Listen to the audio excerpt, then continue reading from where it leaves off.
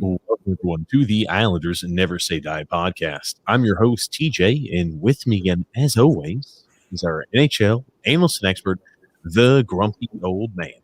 They say there's no shame in his game because he is always the same. That's me. Grumpy, how are you, my friend? Fine. Yourself? Oh man, the offseason is in full swing. The expansion draft is right around the corner.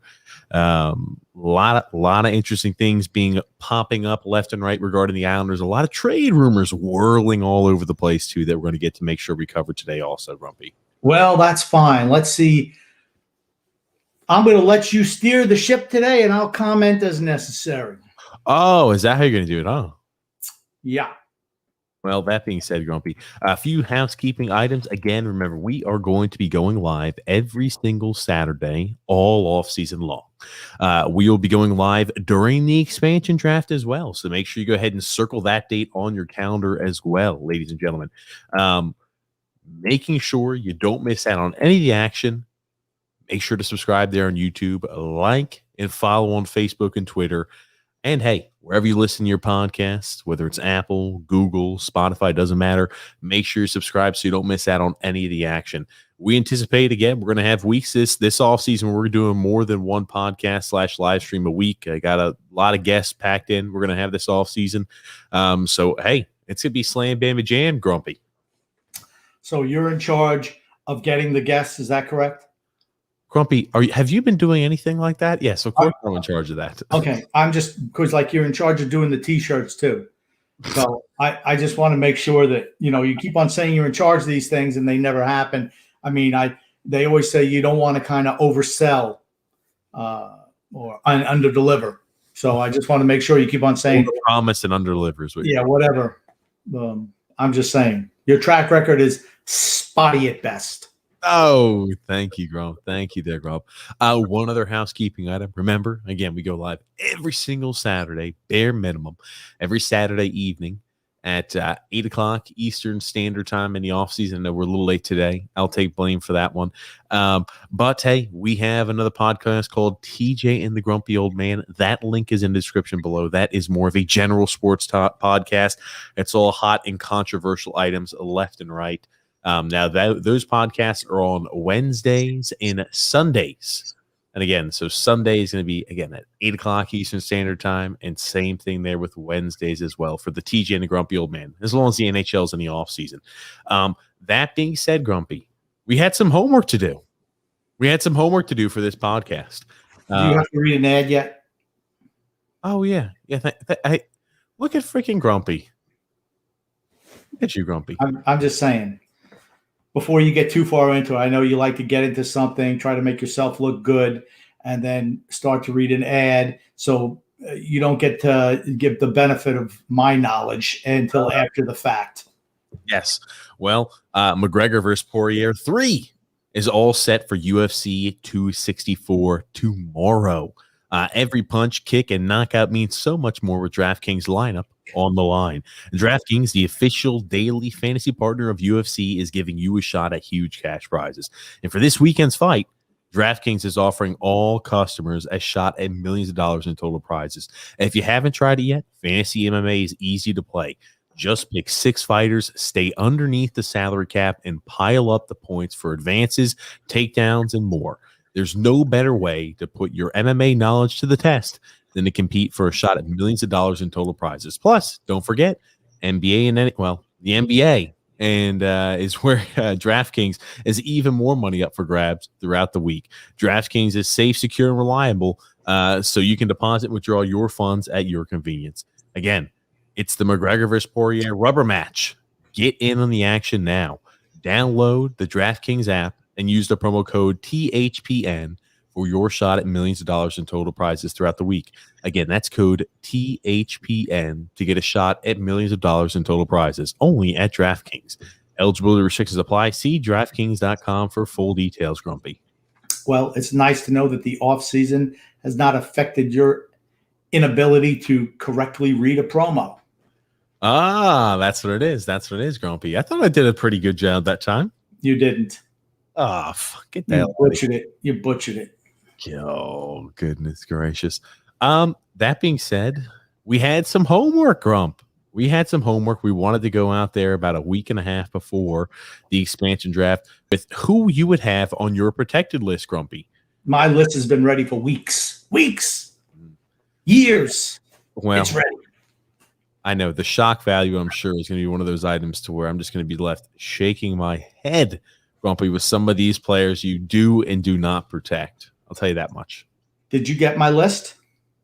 No, Grump. I still have not got your list. You said you sent your text message, and you never did. So I guess the shock value is going to be sent live here with everybody else as you're talking about who you're going to protect. Oh, God. That's fine. I'll let you go first because mine's going to be a surprise. You're going to let me go first. Okay, Grumpy. I'm going to let you know something. There's not going to be too much shock and awe factor regarding who I'm protecting. I'm sure, as you can imagine, Grumpy old man, I'm going to be pretty much plain Jane right down the middle. If I'm the Islanders, there's a few things, and it's important to say these protection lists are assuming the Islanders, number one, making no trades before or during the expansion draft. So that is a huge factor of this. This is to assume, hey, the Islanders don't make a trade for a guy like Tarasenko. They don't make any type of move in any capacity. They stay status quo. I would protect, again, out of the forwards I'm protecting, not a shock, Matt Barzal. I'm protecting Anders Lee, which I'm sure Grumpy old man would not protect. I would protect Kiefer Bellows. I would protect Anthony Beauvillier. I know they're not going to protect Kiefer Bellows too, by the way. I can promise you they're not going to do that. Bellows has no chance and opportunity here with the organization. His fun in the sun with the Islanders is done. So I would still protect him, though, if I was sitting in, Lou Lamoriello's spot, but I'm not. I would protect Anthony Beauvillier. I protect Brock Nelson, as well as Josh Bailey and Jean-Gabriel Pageau. So, again, pretty much status quo. The only forward I would not protect, though, would be Jordan Eberle out of, the big ones that everybody's protecting. Grumpy, I'm going to let you discuss what forwards you would protect because we're not going to just go down the entire list and have me battle you on every single item because I assume your forwards list is going to be much different than mine. It will be different than yours.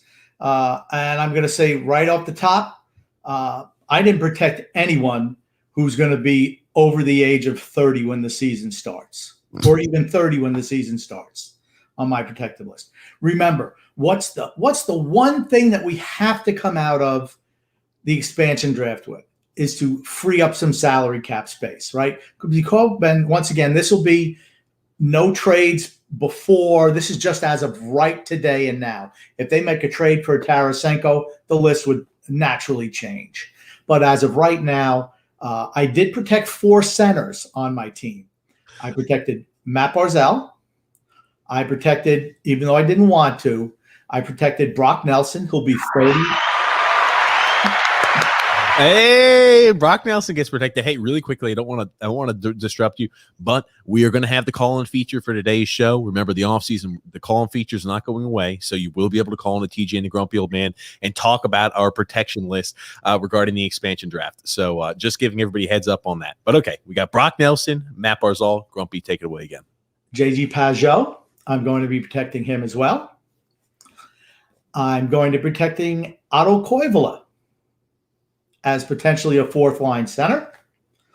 Then I'm going to be protecting Anthony Beauvillier, 24 years old, Kiefer Bellows, 23 years old, and Michael Del Cole at 25 years old.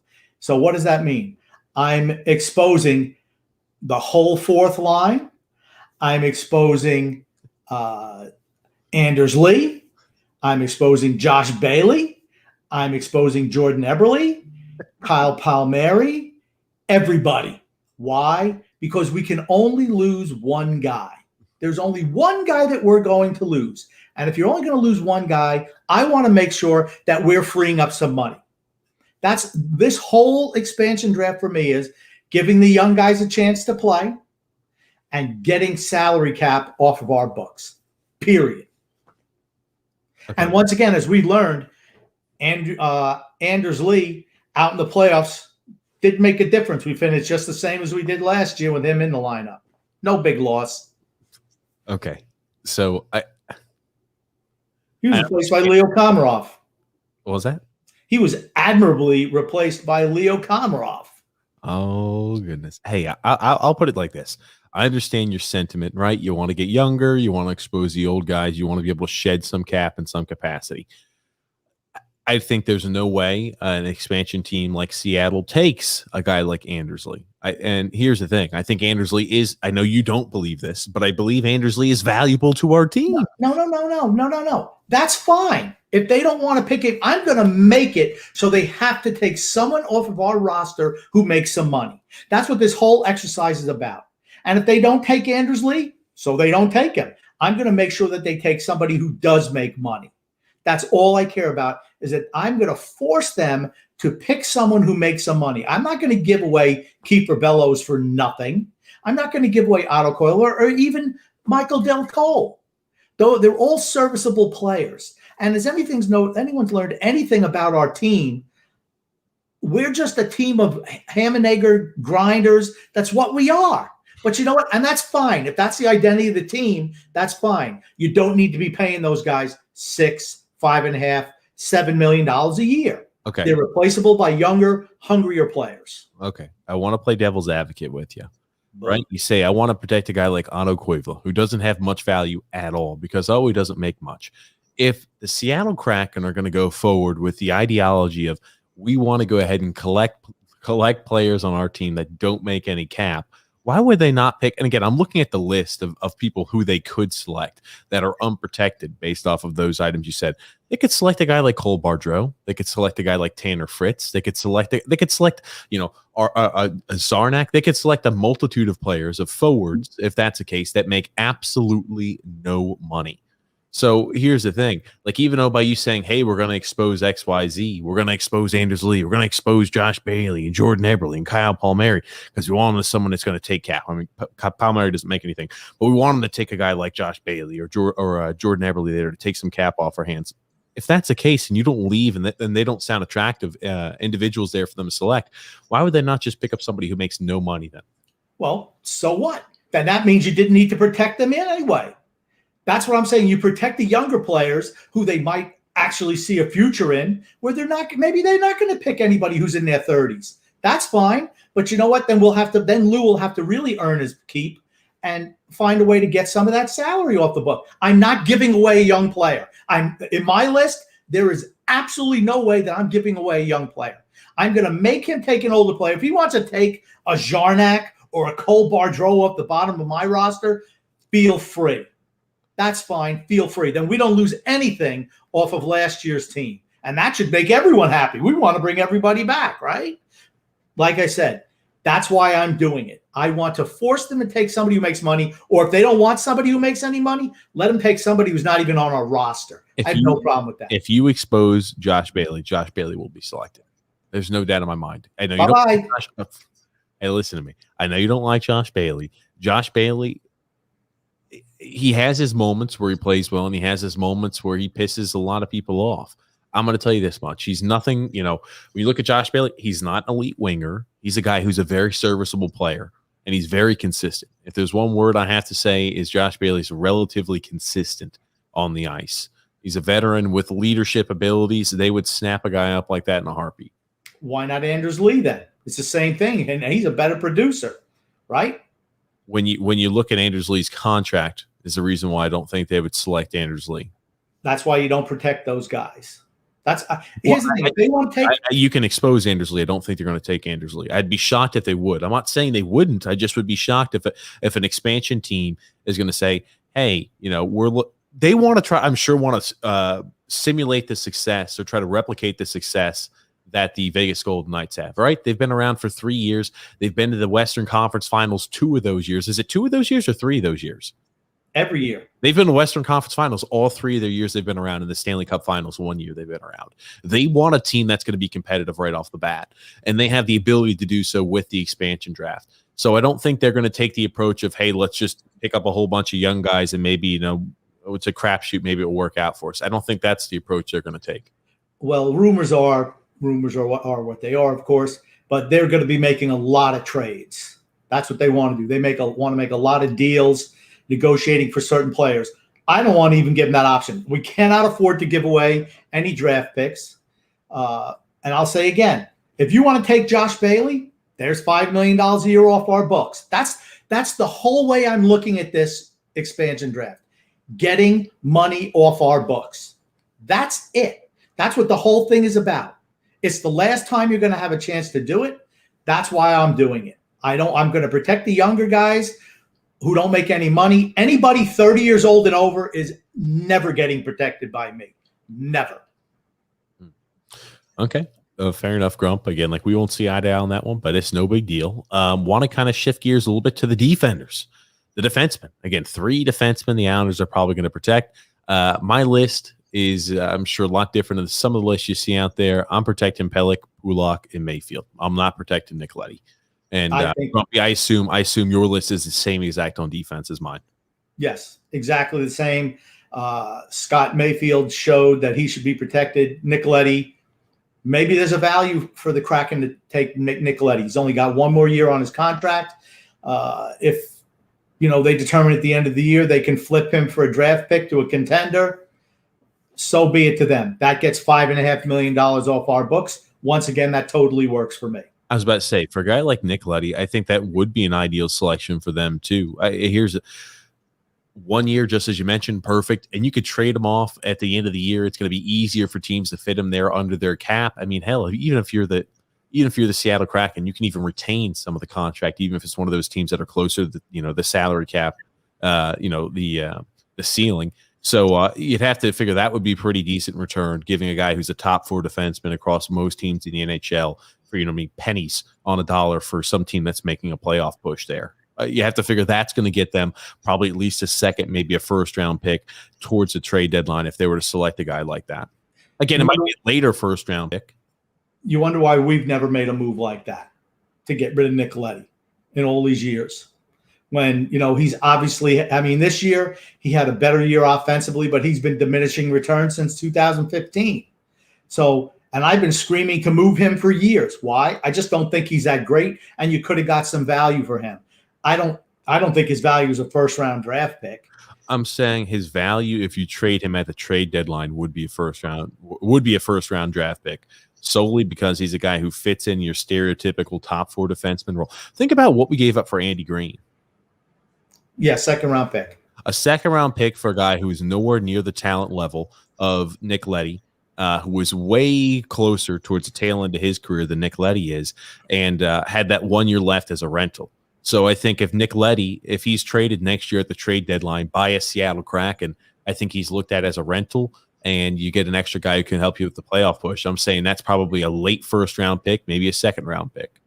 Well, as the only person who trades away first-round picks like they're nothing is Lou Lamoriello. Oh, here we go again. Taylor Hall, second-round pick, right? That was a second-round pick for him. Anthony Mantha, first-round pick. There's a lot of first-round picks that were thrown around, and there always have been. Yeah, but they're younger guys, not 1 year rentals. That's the problem. Not 1 year rentals. Andy Green. Do you think Andy Green, we should have given a second-round pick for a 37-year-old Andy Green at the time? The answer is no. You're trying to tell me that they wouldn't have given him up for a 4th-round pick? Come on. He overpays. He overpays, and he doesn't think and he gets less than market value back for the guys he does trade. Devon Taves, 2 seconds. Come on.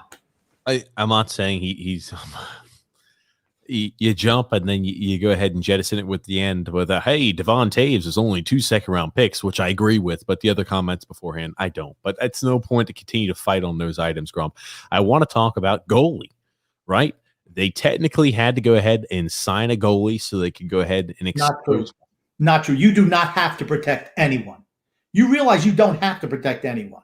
They had to leave one. I'm saying they could have technically not protected a goalie, but the way they currently had items set up, if they wanted to protect a goalie like Varlamov, which they are going to do, they technically had to sign a goalie to have one goalie on your roster that could technically be exposable as well.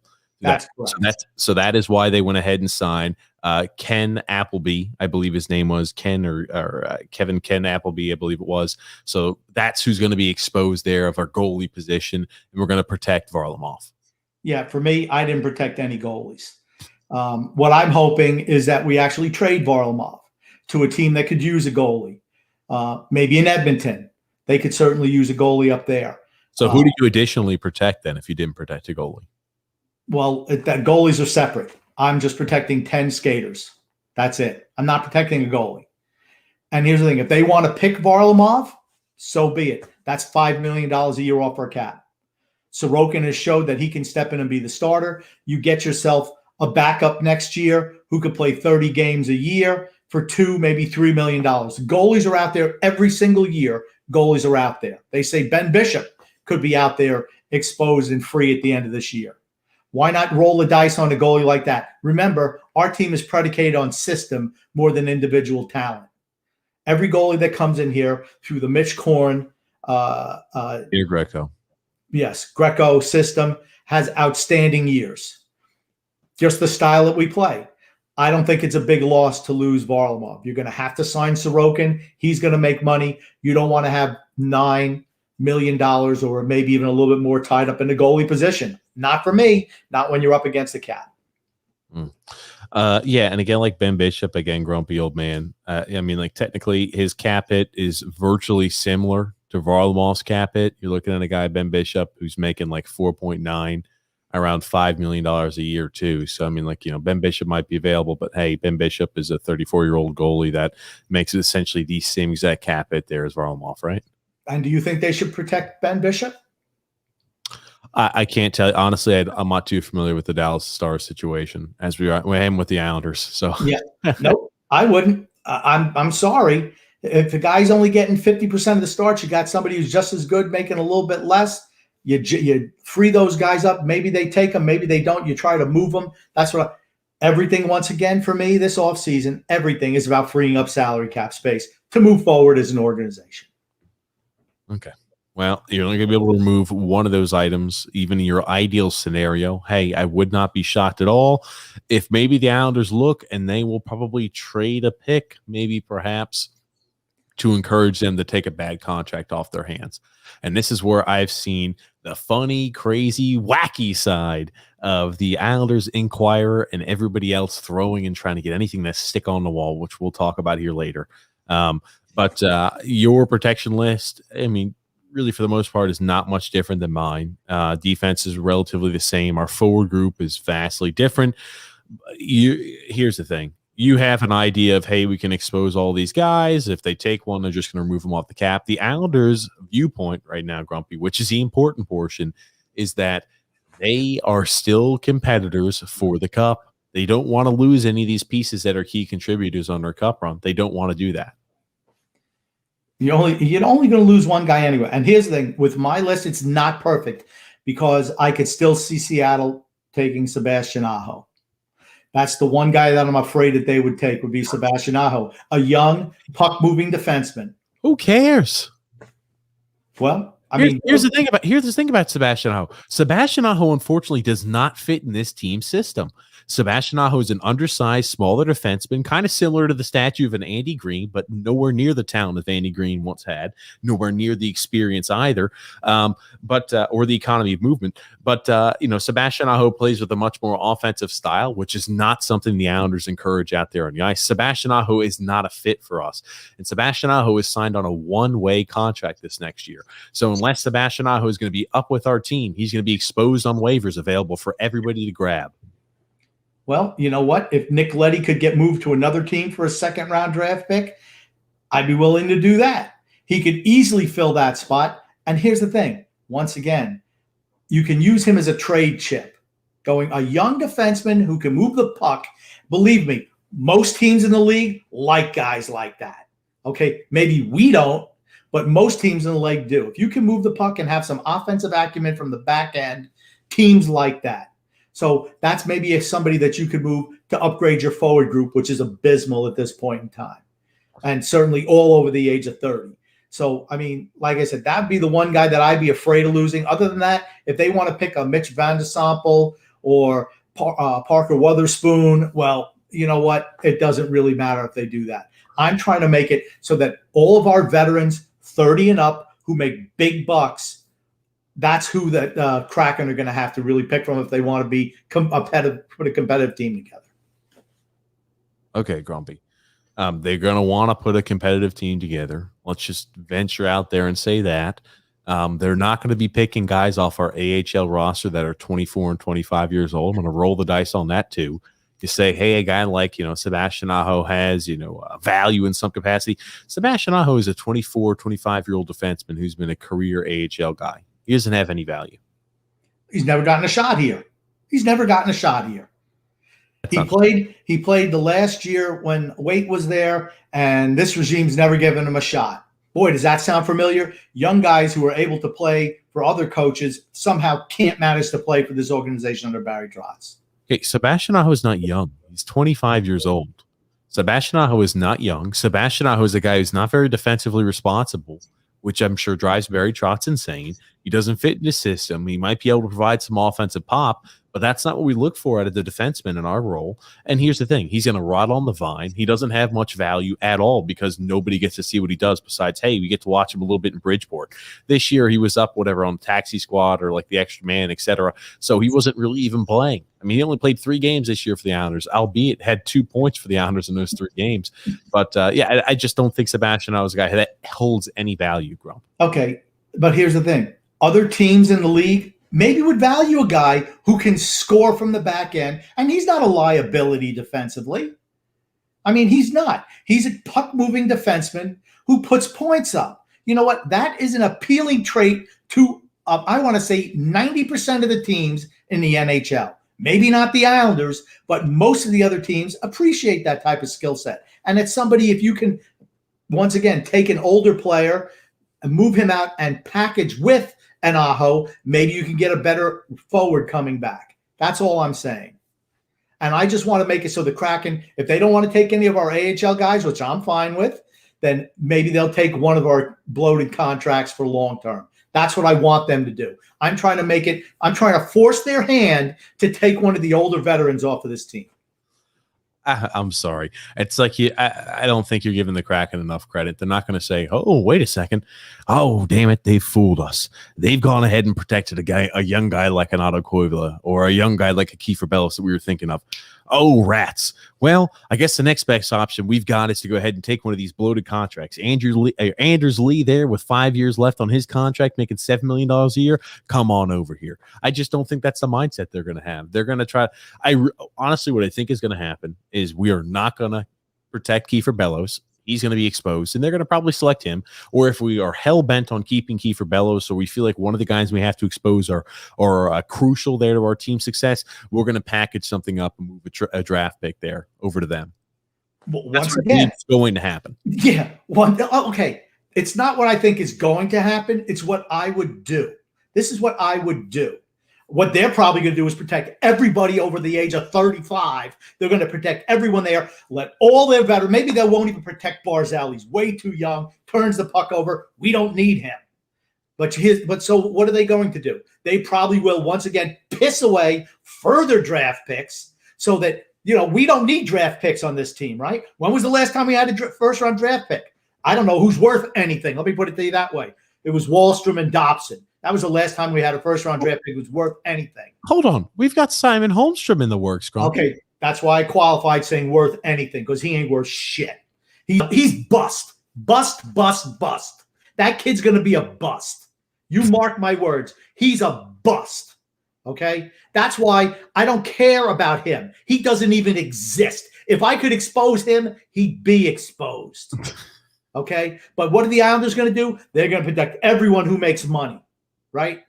I think they will expose Aletti. And maybe they'll offer 3 first-round picks, 7 seconds, and, every firstborn son that Josh Bailey has to, get them to take Nick Leddy. I wouldn't do it. If you expose all of those players, they are forced to take one. And if they don't want to take one, if they want to take a Ross Johnston or something like that, so be it. But I'm going to make it difficult for them. I'm not going to make it easy for them. Fair enough, Grumpy. A little hot under the collar, Grump. It's because it's just asinine, and it is exactly something that Lou Lamoriello would do. Oh, goodness gracious. Well, we got a few items to show here, Grumpy. some visual aids for those people who are going to be watching on YouTube, Facebook, or Twitter. For those listening to the podcast and post, we'll make sure to explain it there to you guys. We have a few ideas that were propped out by some very, very, very I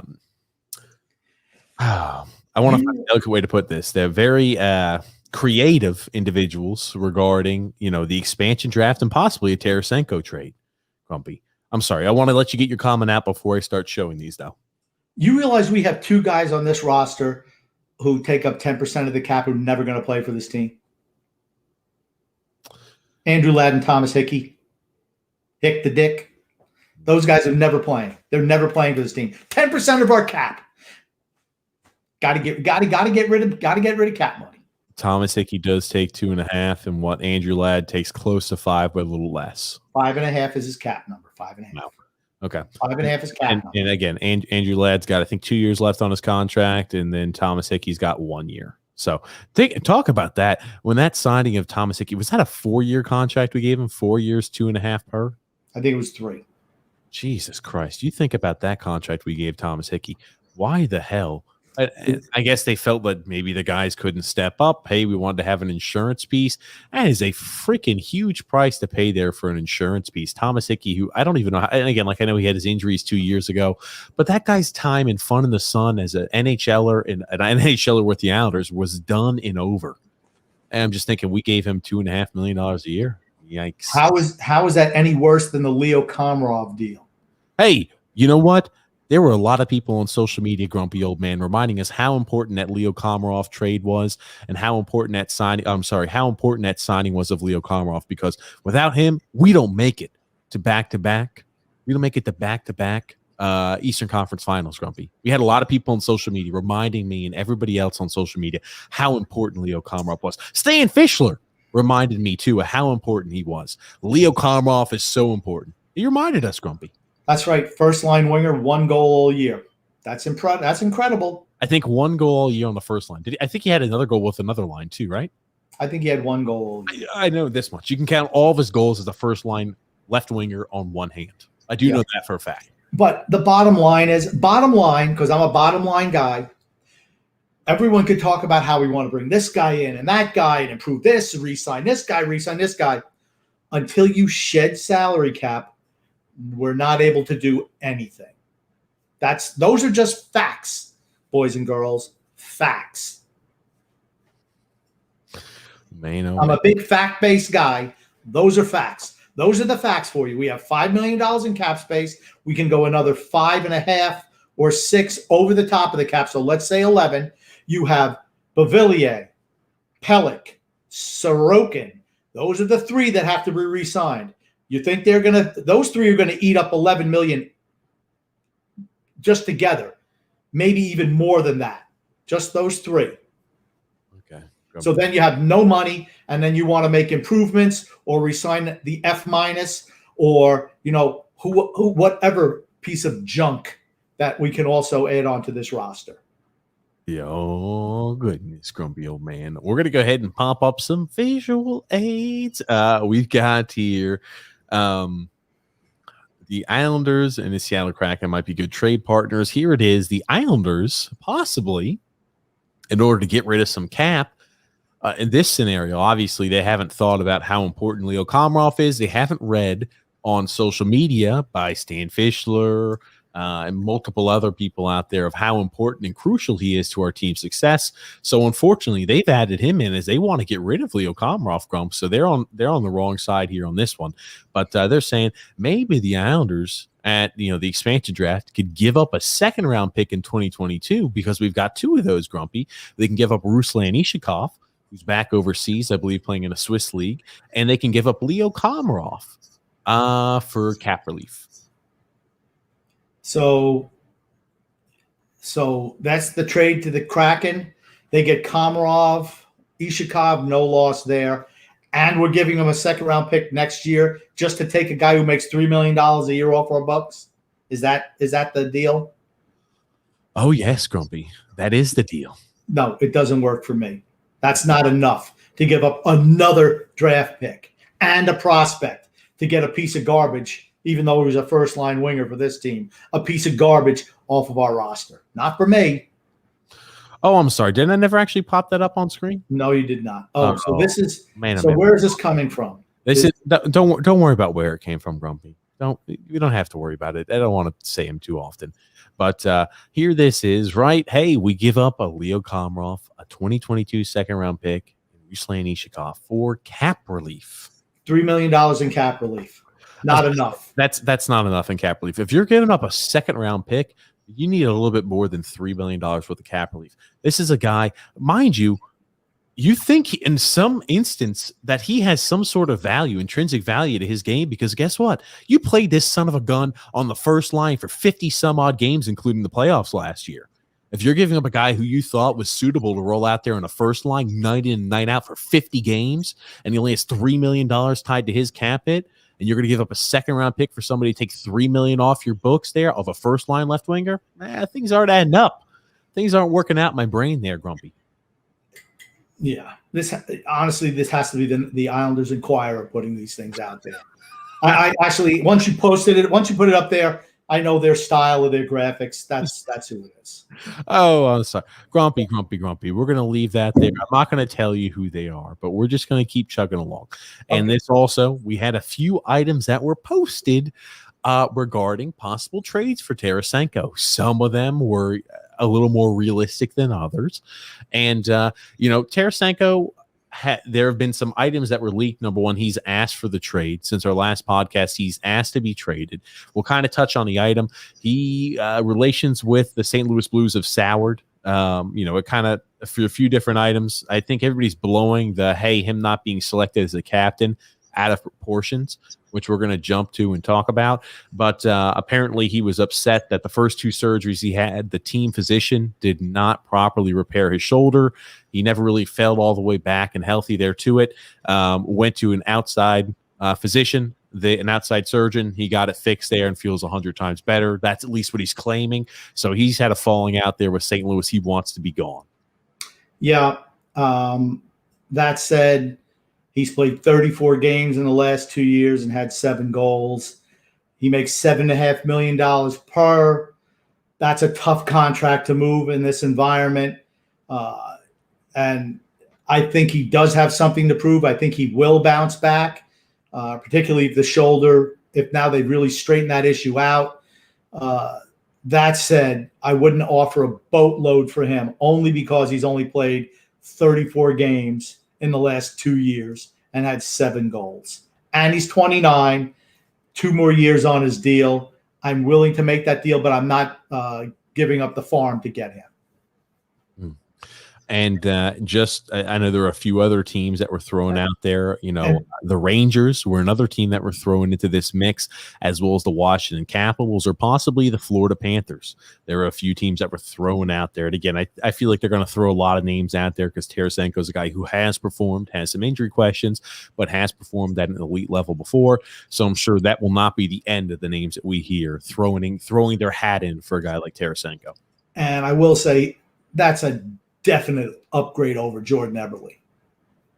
I mean, if somehow Eberle's involved in that deal going back the other way or something like that, because we're going to need to get rid of money. And like I said, Tarasenko is way better than Jordan Eberle. Well, here's the thing. I'd certainly want him on my team over Jordan Eberle. So if that's something that can happen with Eberle going back the other way, I don't know why that would work for St. Louis, honestly, but I'd be willing to do that. Yes. Well, here's the thing. We're talking about St. Louis, and this is the big if, right? They still think they are Stanley Cup contenders, Stanley Cup or playoff competitors. They still think they're in that realm. So it kind of makes it odd to think of what they're going to want back in return. If that's truly what they believe, you have to think that they want players who would help their team currently at the moment.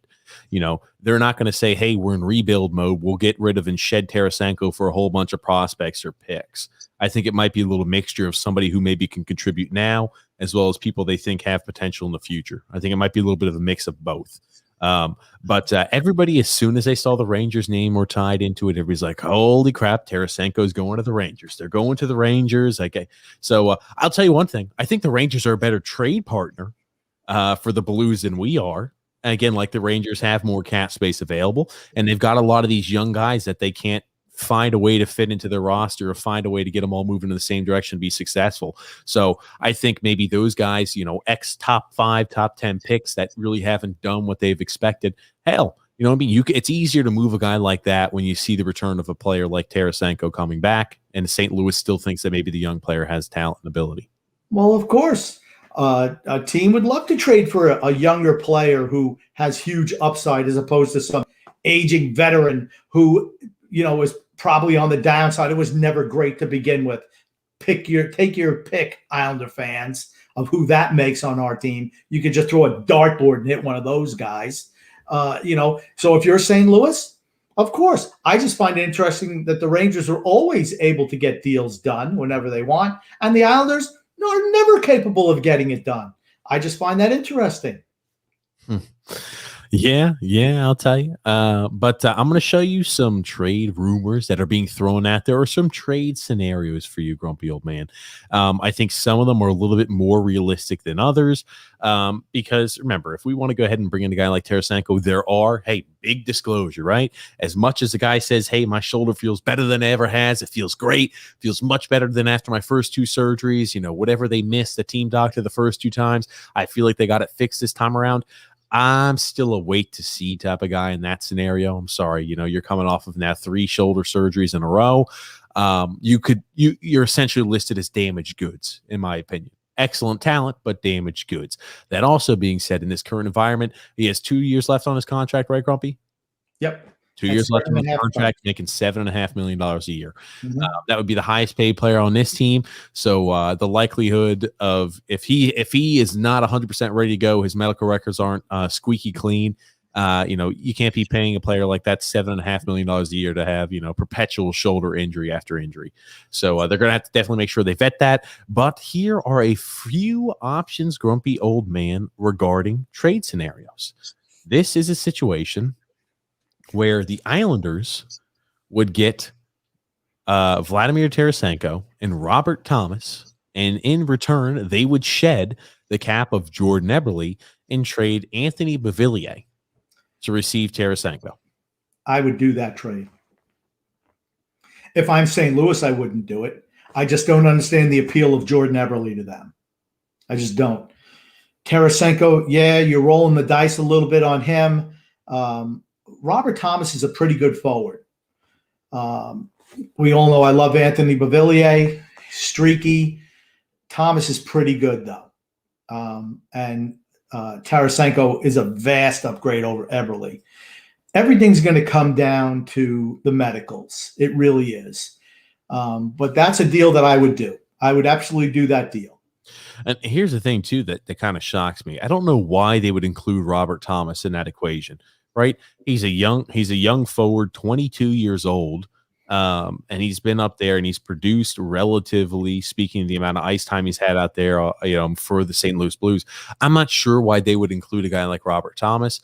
I would not be opposed to this type of deal either. I think that Tarasenko, even with the health issues, is still an upgrade over a Jordan Eberle. And again, we know what we have in Anthony Beauvillier. What we have is exactly what we have.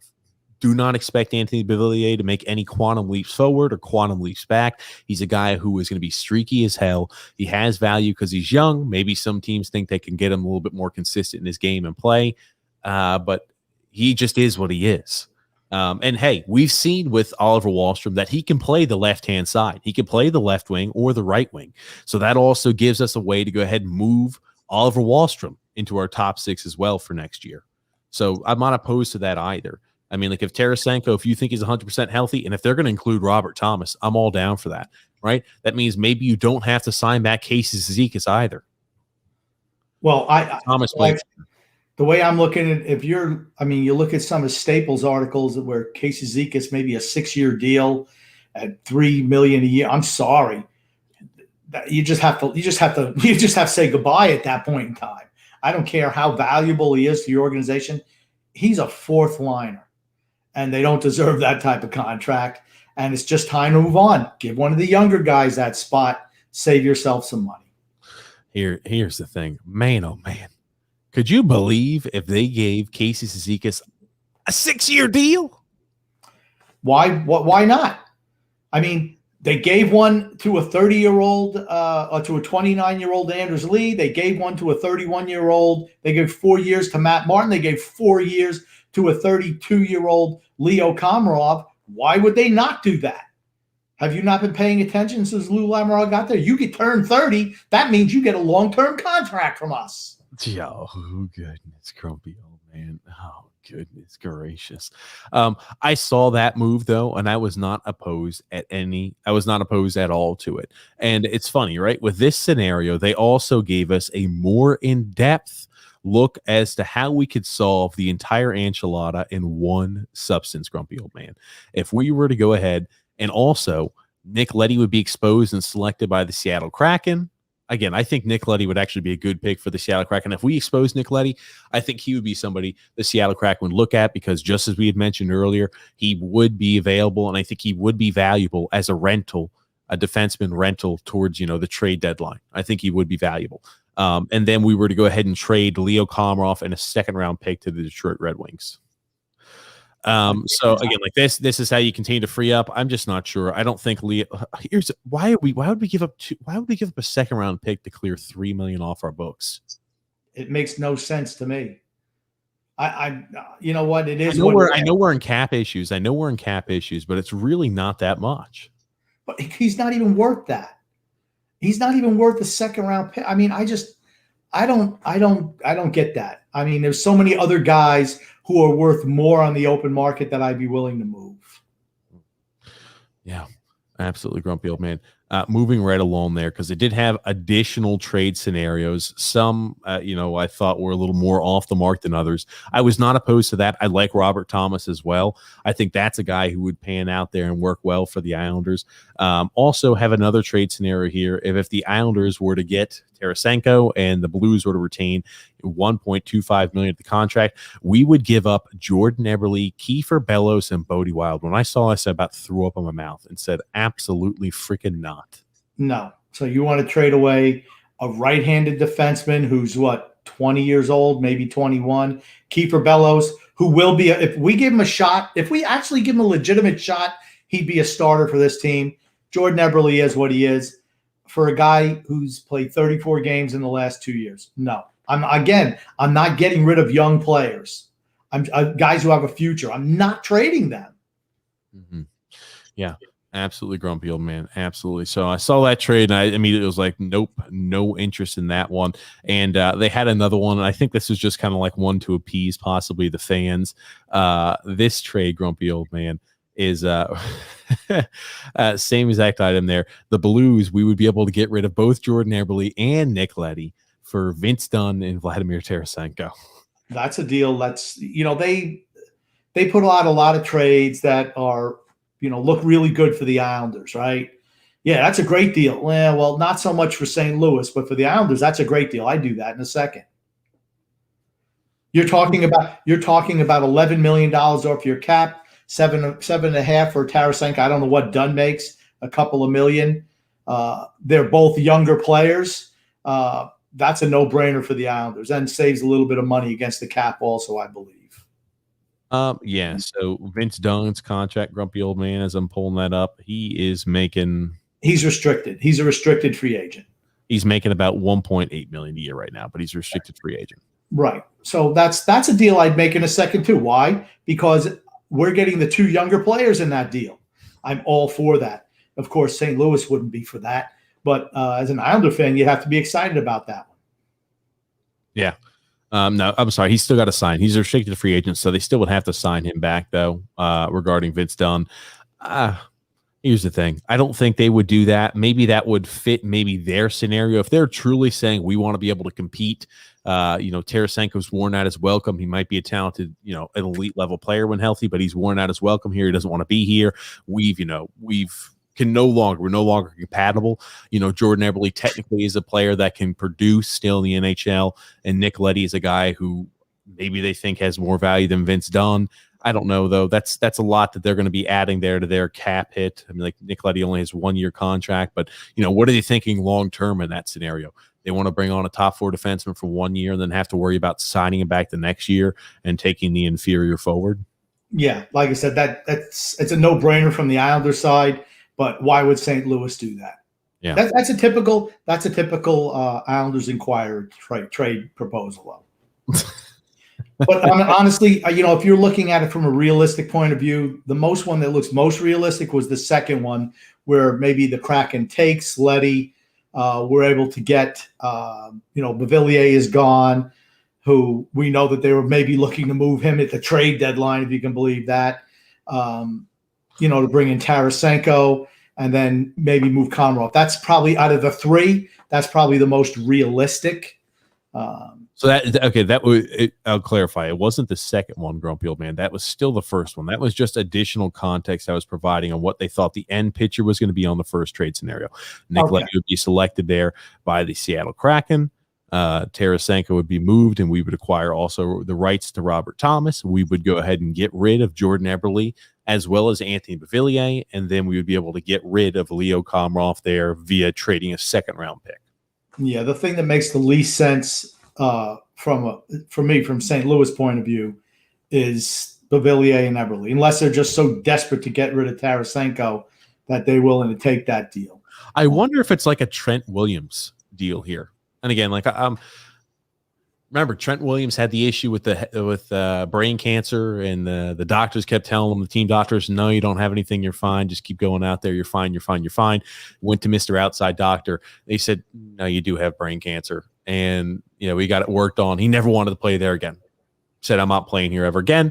I'm requesting a trade. Sat out a year there after that. I mean, again, Trent Williams, ultra talented player. And he went for pennies on the dollar for what his real value is, because, he was just he was fed up. He was fed up there, didn't feel like maybe the doctors or the team was on his side. And maybe Tarasenko is feeling somewhat similar. Yeah. I'm going to tell you what, every player that thinks he's been done wrong medically, where the team didn't care about him, it always ends like this. And they get lesser return. So hopefully that's the case with Tarasenko. I'm not afraid of rolling the dice on him, to be honest with you. He would help this team. He'd be a massive upgrade over Jordan Eberle at the right wing, playing with Barzal. Perfect. I mean, I still think we'd have an issue with the left wing, not Anders Lee per se, but maybe somebody who had a little bit better wheels who could help on the defensive end. I think they would need that a little bit more. So I'm not, and hard to believe I'm not ripping Anders Lee here. I just think that they need somebody a little bit more, particularly for Barry Trotz, a little bit more defensive, maybe even sliding Josh Bailey up on that line, because he does play well, but he does play a more defensive style. He's not going to be anything offensively, obviously. He's just looking to pass and get out. But here's the thing. If you've got a guy and a sniper like that with Tarasenko, now you've got, again, Matt Barzal has shown the ability to shoot the puck and to pick corners when need be. And now you add a real true shooter on that side too with Tarasenko. You can have a guy who's more of a perimeter player who passes more, and he would be more successful. And I don't think that Bailey's necessarily the answer. Honestly, I'd love to see Oliver Wahlstrom up there, but I'm just saying defensively, knowing what Trotz looks for in a forward line, I don't think he's a fit yet. But I'd love to see Tarasenko, Barzal, and Wahlstrom. That's a hell of a first line. You got a guy who's the ultimate creator out there and 2 snipers. That would certainly improve our scoring. I would love that, a first line like that. Love it. Just slide Anders Lee down to play with Bailey and Nelson. That line works for me. I think they've always played well together, always. Okay, gotcha, Grumpy Old Man. Gotcha for sure. We are now going to open the phone line, ladies and gentlemen, where you guys can call in there. Remember, Grumpy Old Man doesn't want to break out any scissors or anything like that. So, hey, if you have any ideas that are a little different than ours regarding the expansion draft, who the Islanders are going to protect, or any thoughts there on Tarasenko, go ahead and call in. Let us know here. We're going to go ahead and pop up that. Boom. There it is, ladies and gentlemen. I made sure to highlight it a little bit more. So now It's going to show hopefully a little bit better. Their call-in is going to be in the top left-hand portion of the screen. But let's start getting into some comments. Rusty Spooner said, hold on a second, Grumpy. I do not like how this shows. He says, I really hope we don't trade with the Blues. I don't mind trading with the Blues, but the return has to be good, and we don't have to give up too much. That I'm fine with. I would doesn't bother me to trade with any team except Philadelphia. And then he also says, cheers. Cheers, absolutely. Michael O'Donnell checking in. What's up, Michael? Bill Brady saying hi, TJ. How are you doing there, Bill?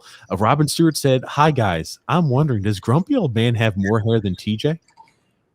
No, I do not have more hair than TJ. It's just TJ doesn't know how to comb his hair, which is why. Oh, wait. My screen was dirty, and I was shaving with my phone on the sink.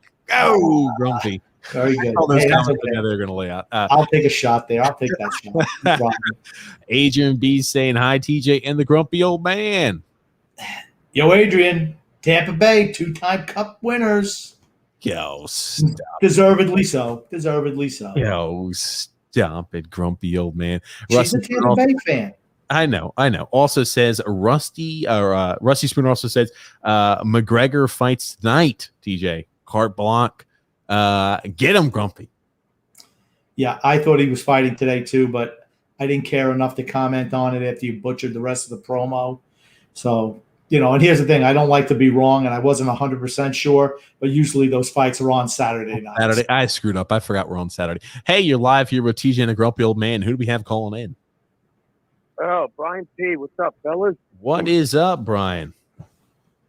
How are we today? All right. I'll make it quick for my man Grump to let you guys get onto your show. But, yeah, I think I like some of these ideas, but most of that crap we were seeing, Grump, was some, the aisle crap. they love to spread those rumors. But, yeah, we need some offense. I agree. I would love that first line, Tarasenko, Barzell, and Walsh. We know we'll never see that. But yeah, let's get a little younger, a little faster, and let's score some goals next year. That would be nice. And I'll be paying attention. You guys doing a show for the draft or anything? Or yeah, the expansion draft, we're definitely doing a show. We are planning on having, I think it's going to be post-draft. We're going to have, I won't expose him there now, but a guy who definitely studies up and kind of knows a little bit there about draft prospects. He does a lot of analytics, which I know is going to make Grumpy a happy camper. We're going to have him on there post-draft, kind of breaking down the Islanders draft. So we're looking forward to it. I've been having to bone up. Grumpy Old Man's been taking that. We'll just see what happens. We don't pick till what day. I think he'll be doing a lot of cramming as of late for the draft. But I'm being proactive. We're gonna be doing no draft special there probably after the draft. Maybe we'll do something on the draft. Who the heck knows? We'll have to talk. Yeah, we don't have a first round pick, so. Yeah. And if you look, all right, guys. Brian, if you listen to all the TJ scenarios here, it sounds like we're trading all of our second round picks too. So who's left to pick? Hey, you got to be 30 to play for the Islanders. You know that. I know it. 30 and over. Oh goodness. Oh man. All right. Have a good one, guys. I'll talk to you soon. Thanks, Brian P, for calling in there. Right. We do appreciate it there, Brian P. See Brian and D Cut when he gets on here. Those guys know how to do a call. They do it very, very well. And thank you, Brian. Like I said, Eyes on Isles. That's the Islanders Inquirer, I like to call them. They are what they are. But I read their stuff. I didn't happen to see that. But I do read their stuff most of the time. Mm-hmm. Moving right along there. Brian J. saying, hey, guys, it's been a while. I saw Tarasenko and Vince Dunn for Anthony Beauvillier and Eberle. Your thoughts? Again, we talked about it. Hey, I wouldn't be opposed to that at all. I just don't think it really makes too much sense there for them. You would just have to make sure that you get Nick Leddy moved off the team then. Yeah, I think that's what he meant there. Yeah, because the trade was with Nick Leddy and Eberle. But yeah, again, we would not be opposed to that at all. Alexander saying, "Hey guys, how you going? Or how you doing there?" There was a rumor going around about Tarasenko. That's the reason why he's upset. The doctor screwed over his shoulder, and the third time he finally got it right. I'll tell you, when I see stuff like that, I tend to have caution. But we've seen stuff like that before, where the team doctors, think they knew what they were doing. They messed it up a little bit, and you see the relationship between the player and the team go completely south very quickly. So I wonder if there's some validity behind that. Well, think about it. But why do players? And it's like I said, it's always ends the same way. The players lose total faith in the organization because their careers are so finite. And if they think that you're sabotaging their earning potential just to get them back on the ice or get them back on the field, or in Trent Williams' case, playing with his life, I can see why they feel that way. I really could. Now, he did go to an independent. The third time, he didn't go through a St. Louis team doctor. He went to an independent guy, and it's like, oh, no. Though that was never your problem. It was this. And that tells me that if once again, ifs and buts and a can of nuts, whatever, if that was the issue, he's going to come back motivated to play next year. And if it could be for us, fantastic. That's the type of deal that elevates our team. When I say that we're not a contender, it's because we're not making moves to get better. That's a move, Tarasenko for Eberle, that makes our team better. And I'm not opposed to moves like that. And again, we'd have to give up a little bit more. It wouldn't just be straight up Tarasenko for Jordan Eberle, but in essence. Yeah, well, what I'm saying is you're moving Eberle off of the first line and putting Tarasenko up there. That makes our first line way less of a helicopter line than it is now. For certain. Scott Levy saying, hey, guys, how you doing there, Scott? Daniel D saying, I like it, Grump. I like it. I tell you what, I like Daniel. He's smart. Alexander says there Vince Dunn is a way better option than Nick Leddy. And he's 24 years old.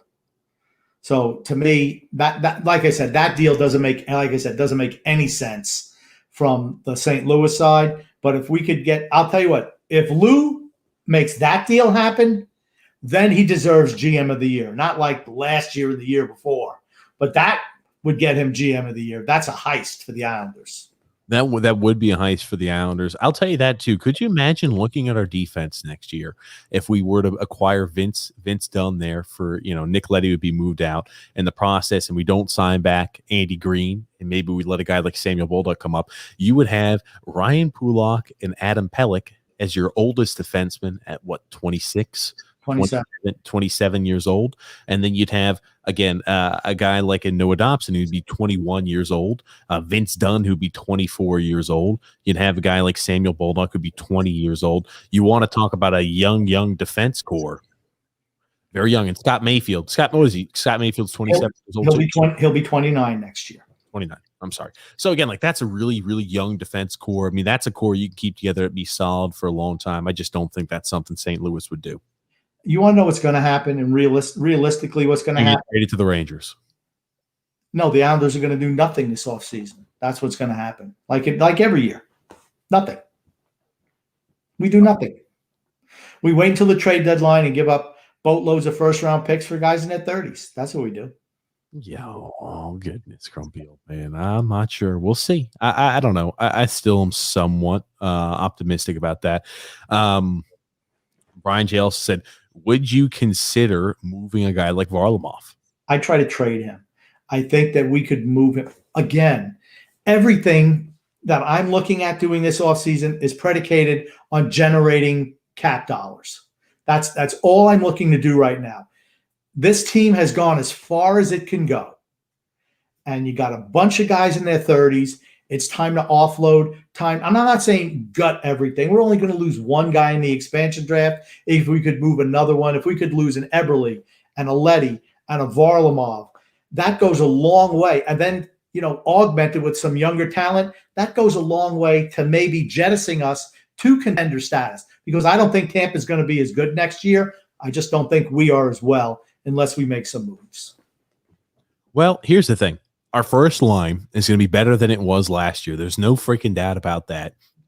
I can tell you, like, as long as if healthy, our first line is going to be way better than it was last year. I think our defense as a whole will be better defensively than last year. And I think our goaltending is going to be better than it was last year. So if I'm looking at areas that will be better, again, I can't predict. I'm not, Karnak, the fortune teller, or Nostradamus. I can't predict who's going to be hurt, who's going to be healthy. But if we're all healthy, I mean, like I would argue our defense is going to take a step up next year, and same with our goaltending. Well, until we see what actually happens moves-wise, I'm not going to make any of those comments. I just know that Tampa's going to lose some. I mean, they could lose Goudreau. They could lose Gord. They could lose a bunch of their lesser players, Tyler Johnston. They're not going to lose any of their big guys, but they could lose some of those blue-collar guys, which maybe has them take a little bit of a step back. Yep. But we need to make moves to get better. And I'll wait to see what happens before I make any predictions. Here's something too. And again, I've looked at this briefly. I haven't done major homework on this. I was looking at some of the guys that were with the Syracuse Crunch.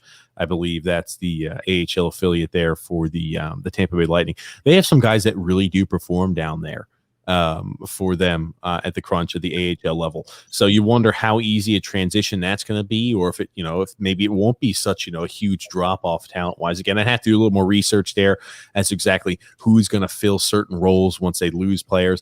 But they do have some forwards down there that are about 23, 24 years old that have been in the A for like 3 or 4 years, and they're ready to make the jump up to the NHL. Okay, now I know people are going to say, "What the hell is he talking about?" Sounds like he always says he's always the same. And his game remains the same. What is it, TJ? Jesus freaking Christ, that you're always the same. You're the grumpy old man, and there's no shame in his game because he's always the same. Right. Holy crap, how grumpy. Are you having a senior moment right now? No, I'm not having a senior moment, because what I'm going to say here, people are going to go, "What the hell is he downshifting here? What the heck's going on?" No. There's something to be said for having some of those veterans. You can't move all of them out at one time and expect all the young guys to step in, even though they might be a little bit more talented.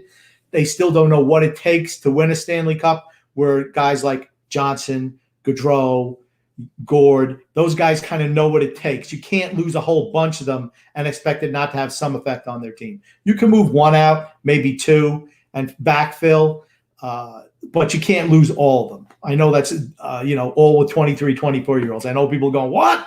You want to keep those veterans?" I'm just saying the Islanders, the whole team is guys in their 30s.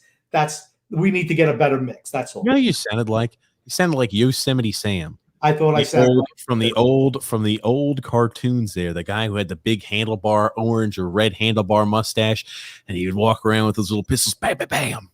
Suffering succotash. Yeah, holy crap! I gotta watch. I gotta watch some old cartoons. Those cartoons were great. You ever see today? I don't watch today's cartoons. I'm sure they're all warm and fuzzy. Nobody's getting shot. Nobody's getting run over by buses. Nobody's have rocks roll over them, get blown up in explosions. You don't see that stuff anymore. What happened to the good old days? No, you do not. No, you do not. That is for certain, grumpy old man. Do you remember when Daffy Duck, Elmer Fudd would shoot him in the head? His beak would spin around his head, land like this or like this. Man, that's good stuff right there. Oh, the old days, grumpy old man. Moving right along there. Robin Stewart said, so Grumpy is going to give away an asset like Nicoletti, who could give us draft picks or prospects in return. Here is the one thing I'll tell you about that. If we were in a situation where we were a team that was on the fringe and we're like, hey, we're not there yet at a Stanley Cup contender. We're there maybe at a playoff contender every once in a while, but we don't have what it takes to take the next step forward. Or maybe, we catch lightning in a bottle and we do. Maybe we could just make a miraculous push.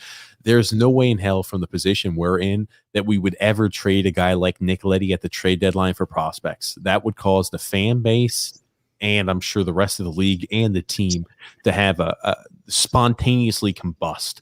If we were to move a guy who's in a top 4 defenseman role like Nicoletti at the trade deadline for picks and prospects, the fan base would, I'm pretty sure, riot, tear down the new UBS arena, and NHL and everybody else out there. The team, I'm sure, would be left scratching their heads too, especially if you're in a position to make a playoff push. You can't trade a guy that contributes to the team. As much as he may have dropped off or struggled a little bit, you can't trade a guy that helps the team.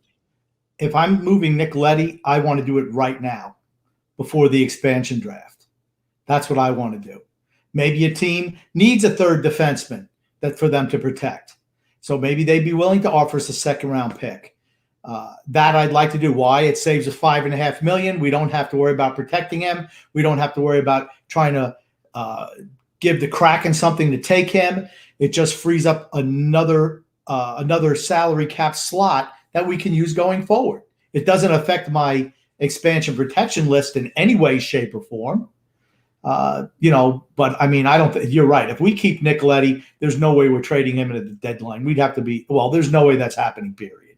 Well, I think he's saying like, hey, if you're going to expose Nicoletti, you could always ideally trade him at the deadline for more capital and picks there. I just don't think the Islanders would do anything like that. I mean, like, hey, they could, but they just never would. And that's the stuff he's seen in video games. But moving around there, Alexander also said, I would try to trade Varlamov and get a first rounder. I'm just not sure he'd get you that in return. Even though he had an excellent year this last year, I'm just not sure you can get that. Again, the greatest value Varlamov has right now is getting rid of salary, getting rid of $5 million a year. That's what it is. If you can get I don't think you'd get a first for him, but a second rounder, why not? Why not? And that doesn't even have to be this year. It could be next year's second rounder, right? A supposedly deep draft. How they now know that, I have no idea. I'm going to tell you, I think there's some guys that you can really find later on in this year's draft that I think has potential talent. I've been boning up, ladies and gents. I'm ready for this year's draft. I am. I'm boning up. We've got a nice draft special coming too. But again, phone lines are open. So again, if you want to call in and talk with Grumpy Old Man about and myself there about the expansion list or the protection list we had or the Tarasenko rumors, go ahead and call us in. Call it at the top of the left-hand portion. But William C. there saying Tarasenko would be a great sniper addition. We need to push ourselves over the edge. In all honesty, I can't see Lou doing anything major. We know he'll go after old guys, which we don't need. Sad but true. But here's the thing. Hope springs eternal, right? The offseason is always my favorite time of the year because every team can be a Stanley Cup contender the next year. If we make some moves, we can be a contender. And that's what I'm hoping we do. I mean, he tried for Panarin, didn't work out. Last year, he didn't try for anybody. 3 years ago, he didn't try for anybody. Maybe this is the year he tries for somebody. I don't know. Maybe he determines, let's go out and try to acquire somebody good every 2 years. I don't know. But we could certainly do a lot worse than try to get Tarasenko. That's for certain. Particularly if we can offload some cap as well. Robin Stewart said, I wouldn't weaken our goaltending as that is the key to getting into the playoffs. A solid tandem is worth 20-plus points. I'll tell you this, a solid tandem is important with goaltending. I just think there are so many goalies that we could put and plug into our system that would be successful. Again, I hated Thomas Greiss. I never wanted to see him in an Islanders uniform ever again when he was playing under Doug Weight. The next year, it's almost like a light switch flips up there for Thomas Greiss where he puts up these. Yeah, there it is, Grumpy. The old light switches. It almost like completely transforms his game. He's putting up, career numbers for himself. The goalie tandem puts up franchise caliber numbers. And the year after that, he goes to Detroit and gets absolutely shelled and returns back to what he usually is. I think we could slide really anybody in there with our heavy defensive system and Pierre Greco and Mitch Korn. And it's going to be, I'm not saying it's going to be easy, but I'm going to say I feel more than comfortable with whatever they have their goalie. They'll be able to make that work. Yeah, you can get a backup. Here's the thing. Sorokin's your number one now, right? What do we say? Is Robin Leonard the greatest thing ever as a goalie? No. Is he good? Yeah. Is he solid? Yeah. Did he benefit from this system? Most certainly. Thomas Greiss, is he the greatest goalie ever? No. He's really optimally, he's a good backup. But he was great under this system with these coaches. Same thing with Semyon Varlamov. He was just an average run-of-the-mill goalie. When he was with Colorado, he comes here, he puts up fantastic numbers. All right? It's the system, and it's the goaltending coach. You can pick up a guy who makes maybe $2 million per. You're saving $3 million by moving him, getting an asset. There's nothing wrong with that. I'm also going to say that goaltending does not buy you 10 wins a year. Not his thing. Varlamov ain't buying you 10 wins a year. That's all I'm going to say. Sorokin is better. Talent. He's much more talented than Varlamov. And with this system and his talent, the kid's going to be a star. I firmly feel that. So you don't need a backup who makes $5 million per. Yeah, and I'll tell you, it just makes me think immediately. Remember when Islander fans were like apoplectically saying, "Absolutely not, we cannot sign Bobrovsky. He's won like over $9 million a year. We can't pay a goalie that much." Yeah, I take the same exact stance here. You don't if you can avoid it, you don't want to be paying a goalie $10 million or, your goalie and your backup goalie $10 million plus a year, around $10 million a year. I think Sorokin's going to get paid comparably to what Varlamov's getting paid. I think that's what's going to happen. So, I mean, like if you could avoid paying a starter, and a backup $5 million each a year, be nice. Yeah, I mean that's my whole thing. I think Sorokin, if they keep him to $4 million a year on a long-term deal, I'm all for that. And then you just get a guy to backfill. I mean, anybody you could bring it. You could bring Halak from Boston. You could bring him in to be the backup. Who knows what Boston's going to do, right? With Tuukka Rask, that's going to be out there for that extended time period. Here's the thing. You wonder what type of situation he fits in. If he's just going to go back to Boston or where Tuukka's going. He's a 34-year-old unrestricted free agent who won't be healthy until January of next year. You wonder where he's going to be. I mean, hey, that's like 3 months into the season. I don't want him here. If that's what you're driving at, I don't want him here. I want it where Sorokin's the number one guy. He's proven he can do the job, and you bring in an older veteran, and maybe Halak if Rask isn't coming back till January, maybe they sign Halak there. But I think a veteran of that ilk, so maybe make $2 million a year, bring him in as your backup, play 30 games with this system and this style. But he's got to be an older veteran. That I firmly believe. I think that system would work. I just don't want to see a guy making $5 million, another guy making $4 million. You just can't do that. Got another comment here from Brian J. saying, would you guys consider making a trade to Columbus for Patrick Laine? I heard he wants out. He's immature, but you can get him on the cheap. I'll tell you this much. Laine, you're not kidding. Immature, a guy who looks like he's probably a cancer in the locker room. Doesn't seem like he fits anywhere he goes. I don't know. I mean, he's not young. It's not like he's a kid. So, I mean, like what? He was drafted, what was it, in 2016, Grumpy? How old do you think he is? I'll just ask, how old do you think Patrick Laine is at least 23, almost 24 years old. He's okay. 2016. Okay, so you don't think that's young? I'm saying hold on. I'm saying as you should not be a cancer in the locker room at that age. Well, we don't know if he's a cancer in the locker room or not. I mean, we don't know. I mean, who is he playing under this year? What? Right? He was playing under Tortorella, right? He could be notoriously hard on younger players.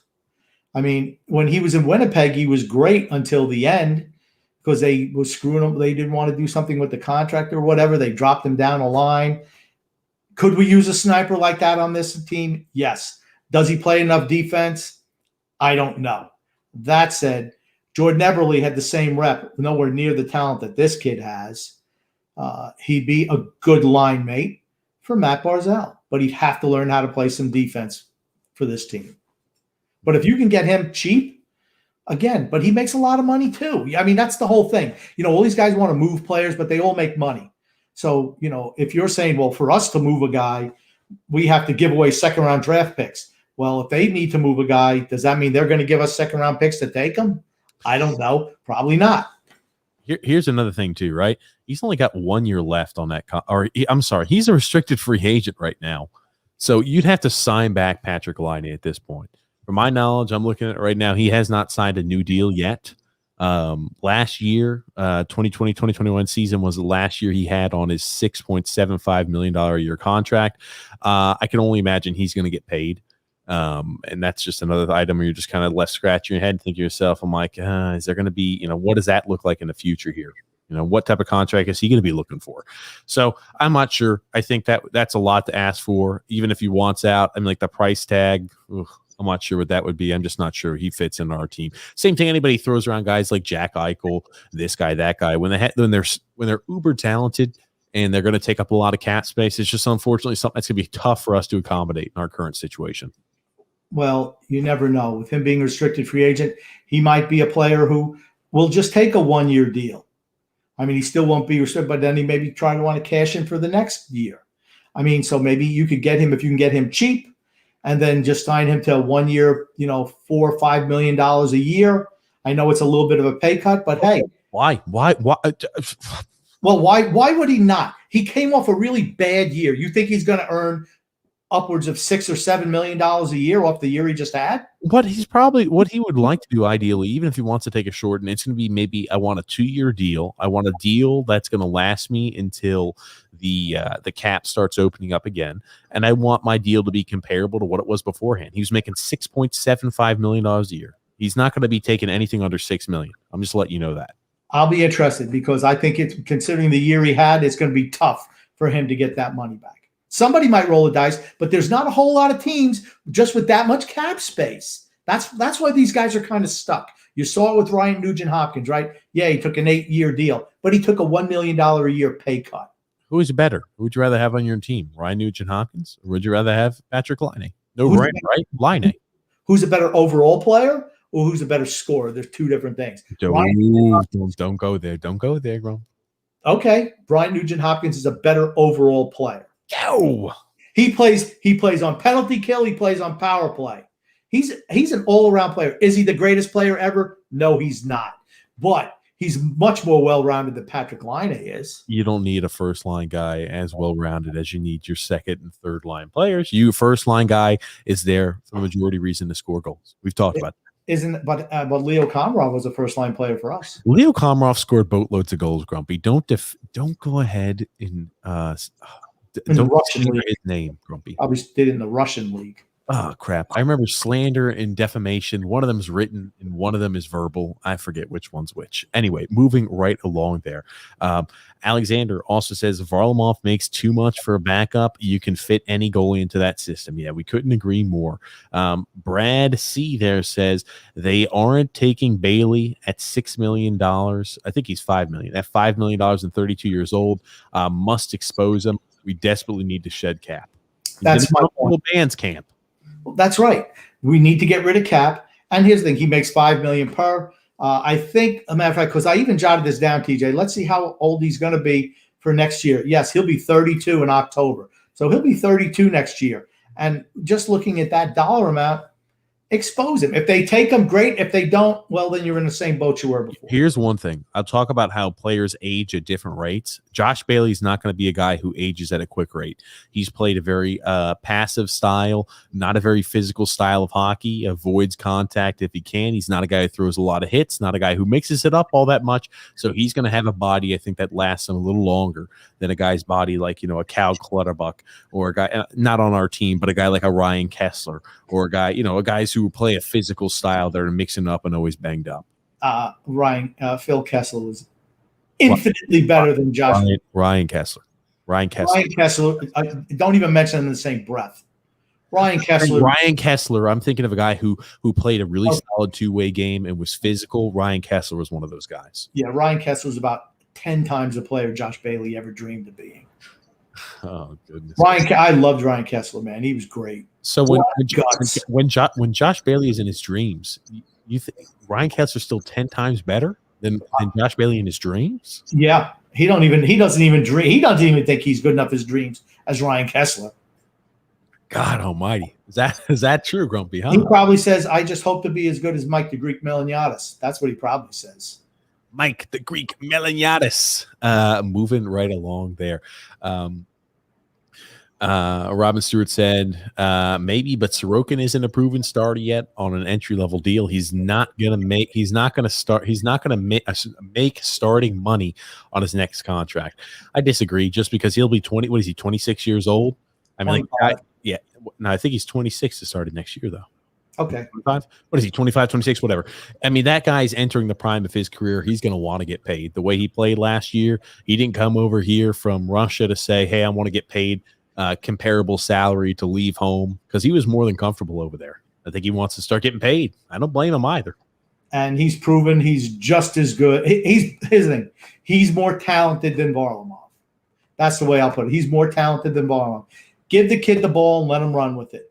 You sign an older veteran who can, if he goes through some a roughs patch, you can throw the veteran in there. Then you can sit him for a while again. I mean, that's the way to do it. Yeah, absolutely, Grumpy. Eli also said, just want to pop in and say hi. Enjoy your weekend. You too, Eli there. Brad C said, expose the over 30 and overpaid crowd. There you go. That's my line of thinking. Absolutely, Grumpy, man. Moving right along there. Scott L also said, would they be able to put Boychuk and Ladd both on long-term injury to free up $10 million and $10 million in cap to add money to spend in free agency? Here's the thing. If it can prove that that Andrew Ladd would miss either I think it's 10 games or 24 days or something like that. I can't remember exactly what it is. 10 games or 24 days. They could technically put him on long-term injury. So it's all about being able to prove that, though. Well, you don't have to prove it. They can shame him in. They tried to shame him into quitting this year by sending him to Bridgeport and playing him 2 games and just let him ride the bus or whatever they do in Bridgeport. And it didn't work. You're going to have to force him out. You're just going to have to do it. Do something. Just dude, I don't care. Break your leg. I don't care what happens. Hire somebody to whack him. Whatever you got to do, get him out. Hold on, Grumpy. Are you suggesting something like The Office where who the hell is it? What's his face's friend? I can't remember who it is. Dwight's friend who brings in that sandwich. And he's got a little bar and he smacks. I want to go ahead and kneecap Oscar Martinez. I'm saying that he should. They should They should give him a Jeff Galooly. I don't know what that is, but hey, you're live here with TJ and the Grumpy Old Man. Who do we have calling in? Hey, what's going on, fellas? It's Owen again. Hey, what's up, Owen? How are you? I'm good. I'm good. Just here watching the Yankees. Oh yeah. On my Saturday. Oh yeah. Little Yankees action. Yeah. What do you guys think about the what happened with the Islanders, man, in Game 7, man? What do you think? And what do you think that we need to do going forward to become Stanley Cup champions next year? We need to revamp the franchise a little bit, not blow it up. But we need to start getting rid of some of the older guys and incorporating more younger players with a little bit more of offensive acumen. That's what we need to do if we want to actually compete and have a chance to win a Stanley Cup. Yeah, I'll tell you, it's odd too, Owen. You talk about it's a weird feeling we have because even though we were outscored 21-11 in this series, we still took the Stanley Cup champs 7 games further than any other team did this year in the playoffs. And I told you, and I'll tell you again. If we made the Stanley Cup Finals, didn't matter who we were playing, we were going to win. Montreal was just not at the same level as we were, or Tampa. So it just makes it sting a little more that hey, that 1-0 loss to Tampa is what separated us from our 5th cup. Yeah, man. Montreal was a big upset, man. I just felt like the Islanders. I wish the Islanders was coming off that division. They would have showed out. At least get them to 7. And maybe Tampa would have been more worn out. We probably would have got a chance. But we need actually offense. We need a sniper. We need a sniper this year. We need that go-to player. Hopefully we can get somebody in. I believe hopefully if we can get somebody strong, a veteran player like at Washington, somebody over there. I feel like if we can get somebody over there in Washington, or maybe that Tarasenko guy. I don't know if Tarasenko still even has it. Yeah, well, Tarasenko, if he's healthy, if Tarasenko's healthy, I mean, I'll tell you, if he's healthy, he'd be a guy who can definitely help out the team and the organization. That's for certain. Right. You get Tarasenko, and then you have the improvement from Oliver Wahlstrom, and then you can have 2 snipers. And I think it would go a long way to give us a better chance to compete for a cup. It hurt me to see Oliver Wahlstrom right after, I guess they were having a team farewell interview or something like that, and I see him sitting there he looked pretty much healthy, and I was just like, "What's going on? Why Oliver didn't play?" And I just saw the grump the whole time. A Trout Trout's like, "Oh no, let's just bring Sajak in there." But I ain't gonna lie, Sajak played pretty good, and I did go to Game 6. I saw the game-winning shot for Anthony Villiers. Man, I was pretty much courtside. And when Anthony Villiers scored that goal, I picked up the gentleman right next to me. I lifted him up. I almost pretty much dropped him. But then it was a great game. And, man, I have so much great video. And it was good to see, the Islander fans excited even for, the future, hopefully. You know what I mean? Yeah, I'll tell you. Number one, Owen, thanks for calling in. I'm jealous. I'm jealous of you. I wish we could have been there in a situation like that. Hey, you'll never forget. You will absolutely never forget Game 6 there, the last game in the Coliseum, the way Anthony Villiers scored that goal in overtime. You'll never forget it. And thanks for calling in there, Owen. But yeah, that's one of those items, Grump. He'll remember for the rest of his life. It's funny how he says, like, I remember lifting the guy up next to me and, slaying him down like that. You'll never forget the moments that happened right before that goal, right afterwards, and that night, I'm sure even. You'll remember, like, hey, I had to ride the train. It took 2.5 hours to get home. You'll never forget the entire moment. You'll never forget the entire night. I get goosebumps thinking about it. I'm jealous. I'm envious. Yep. And one thing, Owen mentioned, he was really, really upset that Wahlstrom didn't get to play. Well, the only person more upset than him was Oliver Wahlstrom.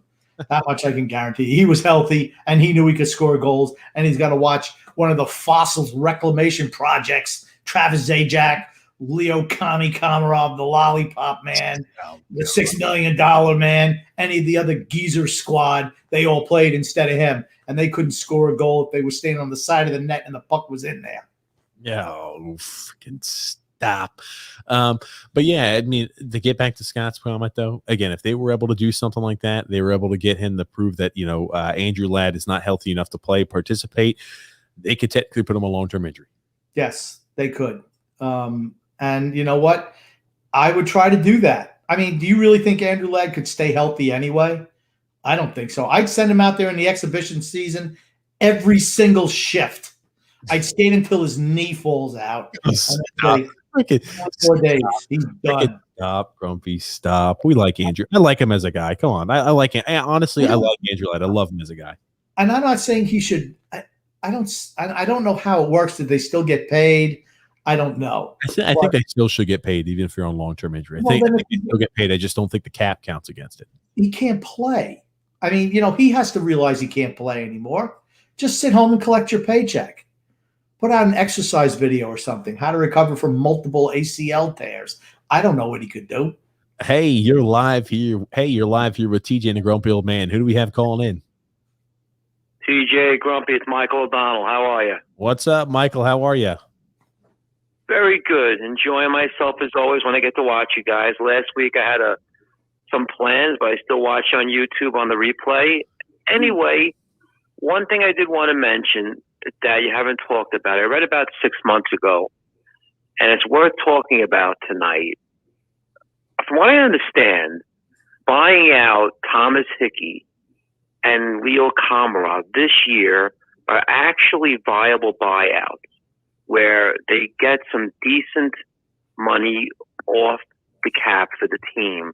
Maybe you guys could look into that with some kind of, I don't know, website that shows us that, but I'm pretty sure it's worth looking into.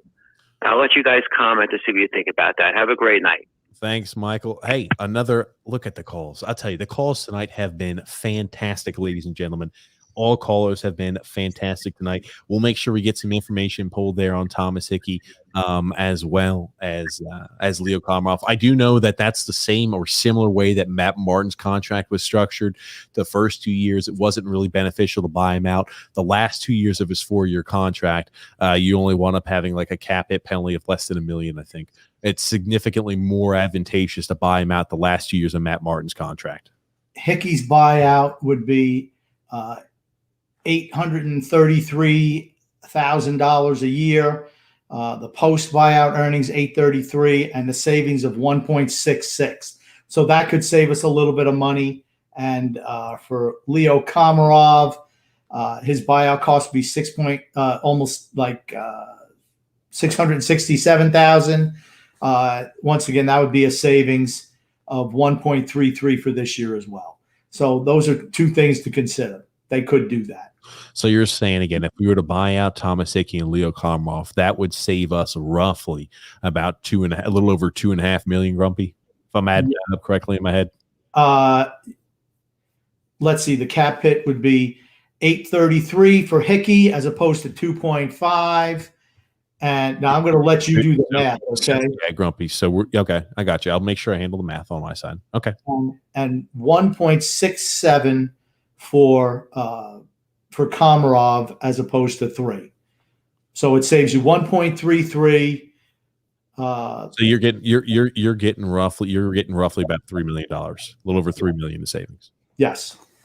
So got that. Yeah. And number one, thanks there, point wise there, Michael O'Donnell calling in there. Yeah, it does offer them a little bit more of a benefit than it has in years past.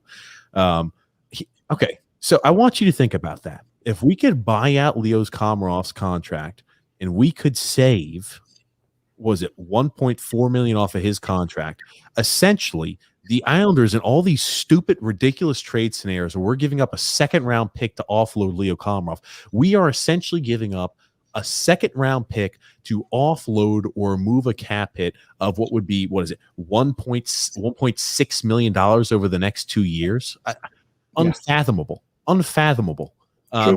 Moving right along there. Again, thanks for the call there, Michael. Stro FP Root says add Bellows and take Ladd preferably, or Komarov, regarding who they should try to go ahead and move there off there in the expansion draft. I just think Bellows has value. I think the kid showed he can play, and I think any team would take him. He doesn't make any money, and he showed that he can play some offense. He's physical. I mean, I thought he worked well with the Barzell line. Scored 3 goals in 3 games. The first game he didn't score a goal, never to be seen from again. I don't know. Rich A there saying, I'm with Grumpy. You've got to expose any player over 30 making any money. So it's all about. Jim P also said, I agree with Grumpy. Aho would thrive in an offensive system. Excellent skater. Here's the thing. He reminds me, again, not talent-wise, so don't take it out of context. He reminds me of a guy around the size of a Ryan Ellis, who's more offensive-minded as a defenseman. He's a little bit smaller in stature, but he could do a more than adequate job. He just doesn't fit in our system, unfortunately, is what it is. Yeah, but he fits in a lot of different systems. Yeah, that's why you try to take him, add him to a veteran. That's maybe how you can offload some salary by including an Aho. Even if he doesn't fit in your system, he would fit in somebody else's. You give them a Letty, an Eberle, whoever, add the 2 together to get some cap relief. I'm fine with that. I just don't believe in giving those guys away for free if you can avoid it. Mm-hmm. Absolutely. Got another comment here from Mario there saying, I'm sick and tired of hearing about the system. Trotz is not going to be here forever, and neither is Lamoriello. For your system lovers, I have one question. What happens when Trotz is not here and the Islanders are left with all these system players? I will tell you, I think Trotz is going to be here for the foreseeable future. He's going to be here at least the next 5 years. I mean, barring something catastrophic happens, he's going to be here for a while. And when you're talking about that, even if we have a lot of the system players, if it helps elevate us to where we are Stanley Cup competitors or can win a Stanley Cup, I'm willing to take a rebuild, even if we have to blow the entire team up afterwards. It's all about winning a Stanley Cup, and this franchise has been so starved for one. I'm willing to take a rebuild if it's one Stanley Cup and we have to immediately rebuild afterwards. Let's say Trotz wins a Stanley Cup, retires thereafter, goes off in the sunset, lives happily ever after, and we can't make our system players work with a new coach. Screw it. We want a cup. Yeah, I just think that this team isn't talented enough to win a cup. Even with the system, we're not talented enough to win a cup. And that's the whole crux to my argument. If Barry Trotz is going to be here for another 5 years, all these same players could still be here too. Josh Bailey's coming up for a contract extension in a couple of years. He'll be 34 years old. Maybe they'll give him another 5-year deal. Who knows? Hey, Matt Martin's only got 3 more years on his deal. He'll be 35 at the time. Why not give him a contract extension? Anders Lee, his contract's up in 5 years. He'll be 36. That sounds like another 4-year deal waiting to be made. Maybe those guys are going to still be here years and years and years from now. Yeah, absolutely. Mario also said it's not asinine grump, it's GM of the year 2 times over material. I think he was being sarcastic. Yeah, he was. Cheryl there L says no way on Tarasenko, and so does Stro FP Roots. No thank you on Tarasenko. People are not a big fan of Tarasenko. I tell you, I like Tarasenko. I think he's not a perimeter Pete. He's not afraid to mix it up a little bit. He also didn't like the way he was used this season. They popped him right in front of the net, like in the Anders Lee role, and that's not his skill set. I mean, I always hate when coaches do that. They try to, instead of taking a guy's talent and fitting their system around the talent, they try to jam that talent into their system, even if it's not what's best for the team. And that sounds like Berube did, but He's a lunkhead anyway. He used to play for the Flyers. He was a goon. So I don't expect much from the technical aspect of the sport from a guy like that. Oh, goodness, Grumpy. Jerry B also saying, hey, boys, can't listen to the podcast fully tonight, but love you guys. Love you too, Jerry. You go, Jerry. Mayor of Cincinnati. No, that's Jerry Springer. This is Jerry Bennett. Okay. His brother's Tony. Tony. Anyway, Jerry B also said, yo, Grump, I wish one time you would shit on Eberle or Clutterbuck the way you do Martin, Nelson, Lee, Bailey, Komarov, etc. Please shit on Eberle, Clutterbuck the way you do those other guys. Please. Okay, that's an unfair comment in tonight's podcast. Hey, hey, Grumpy, this is a comment for like an hour ago, so we're getting through the comments. So you got to forgive me. This might be an earlier comment, and I think you did. You don't really shit on Eberle all that much, and really you don't for Clutterbuck either, though. No, but here's the thing: Cal Clutterbuck is a fourth line guy. If they were putting Cal Clutterbuck on the first line, I'd be shitting on Cal Clutterbuck. Okay, he's where he is. He's a fourth line player. Now I protected Nelson against all of everything in my power. Can I find someone else to protect? I protected Brock Nelson in my expansion draft.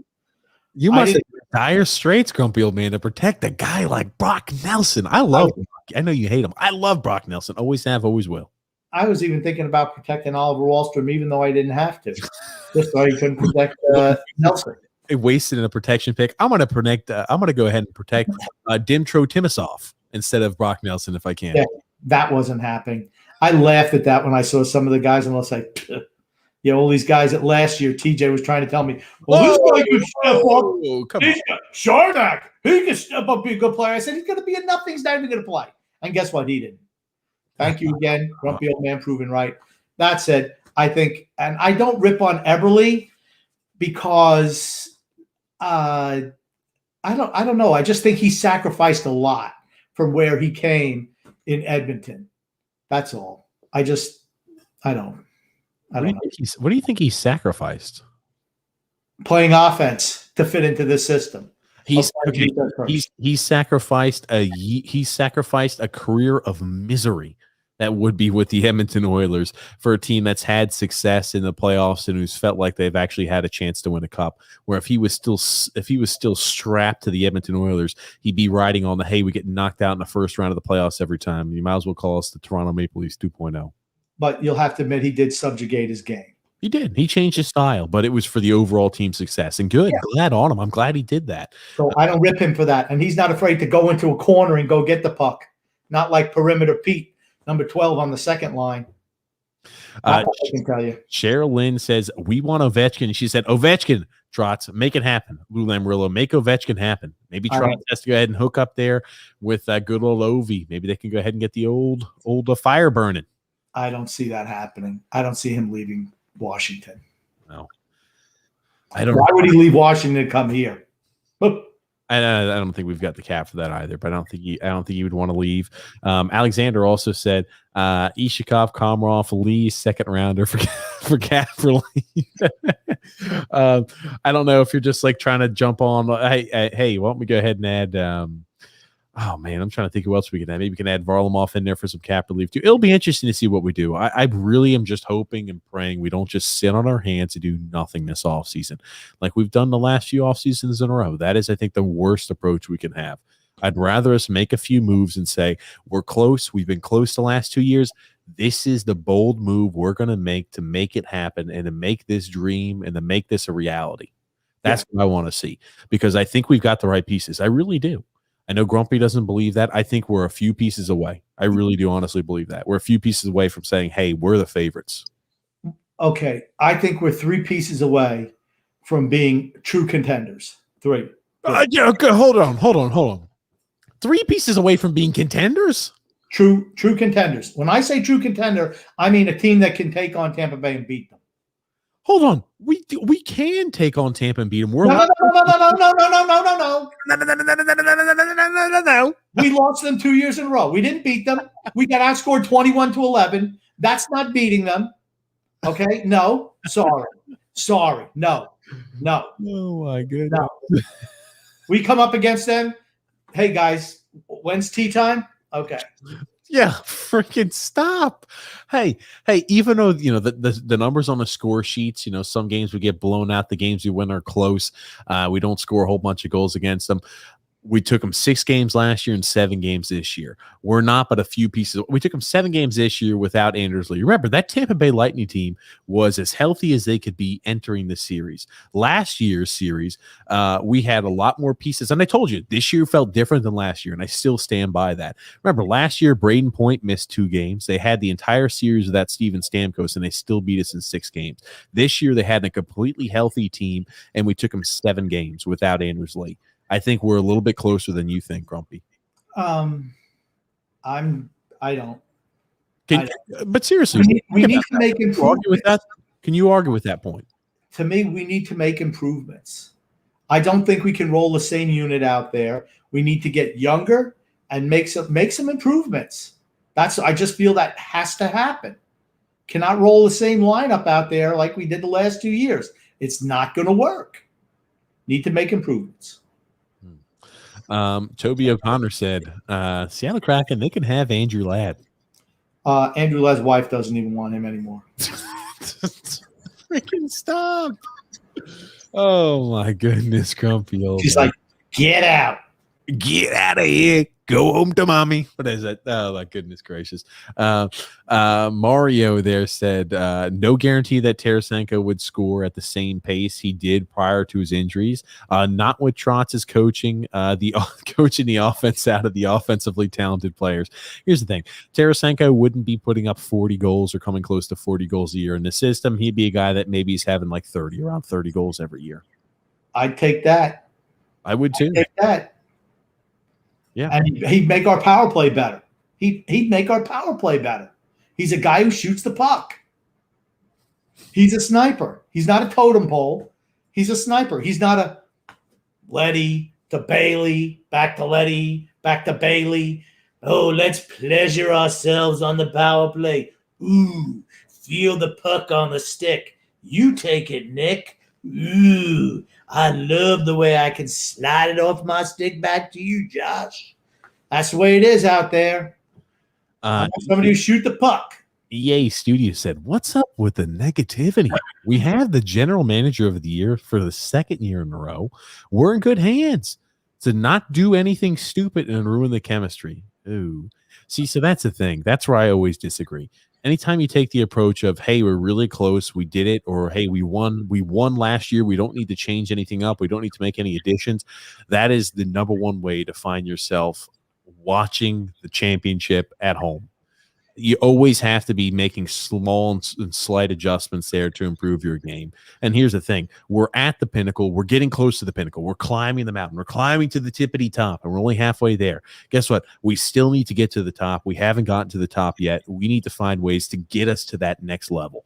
And I don't think we've got negativity here, but hey, we understand where the Islanders are. We want to get them the cup. If the core of this team, the majority of the team, was 25, 26, 27 years old, yes. Because the chemistry is undeniably good. These guys truly play for one another. They believe in one another.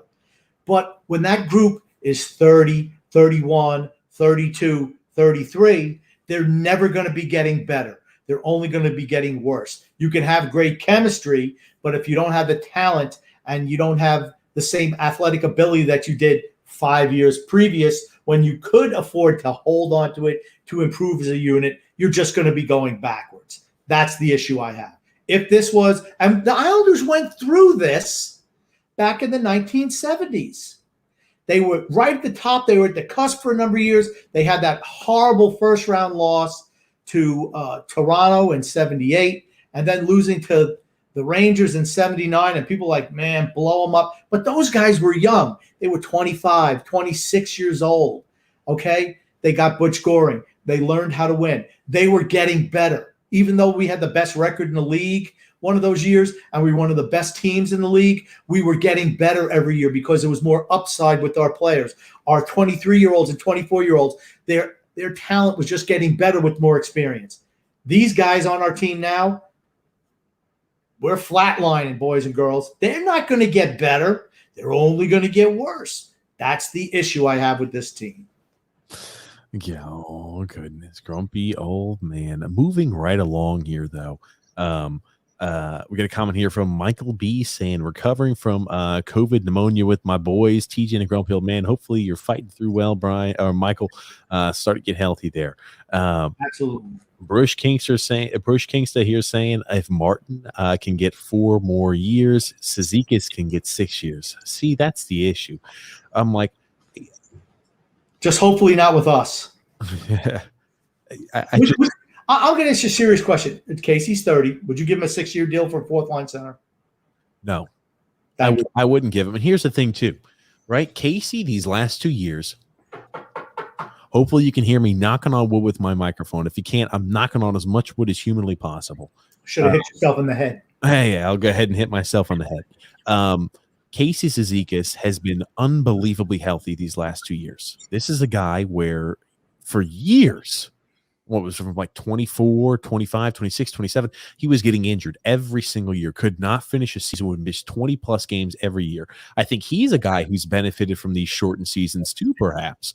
And again, like I know, like, hey, you have playoffs after, so really doesn't equate. Here's the thing. He's been healthy the last 2 years, which is very rare for him. For a 30-year-old center who has a litany of injuries there in his past, I could not justify giving him a 6-year deal in any capacity. Here's the thing, too. You have to free up cap space. And I'm thinking to myself, I'm like, how much are they going to overpay to keep Casey Cizikas here? Think about how much Ryan Nugent-Hopkins took as a pay cut. And think about how much Matt Martin is making currently. I mean, like, do you think Casey's going to take a deal that makes less than Matt Martin? Nope. I don't. No, like I said, and you mentioned his style of play also has something to do with his injuries. Now, he might know his body a little bit better now. As you get older, you kind of know what you can and can't do. He certainly isn't charging into corners with the reckless abandon that he used to in his younger years. But if he's not doing that, is he as good a player as he has been in the past? I'd say he's probably more well-balanced. But the truth is, he's a fourth liner. He's a fourth line player. You don't pay fourth line. You don't give fourth liners 6-year deals. Those are the guys you replace with an Otto Koivula. You let him, hey, no problem. You're 30 years old. Franz Nielsen, you want to go to Detroit on a long deal like that? See you later. I mean, the same thing should happen with Casey Cizikas. You can offer him a 2 or a 3-year deal at 1.5 per, but that's not priority one. It should never be priority one for the Islanders. Priority one should be Pelech, priority 2, Bavillier, priority 3, Sorokin. You can make 1, 2, 3 any order you want. Those 3 guys have to be signed first before you think about Casey or anybody else. I'm going to go a step further with you too. I think Casey, he's going to take a cheap deal, and he's going to take one that has less than 6 years of term.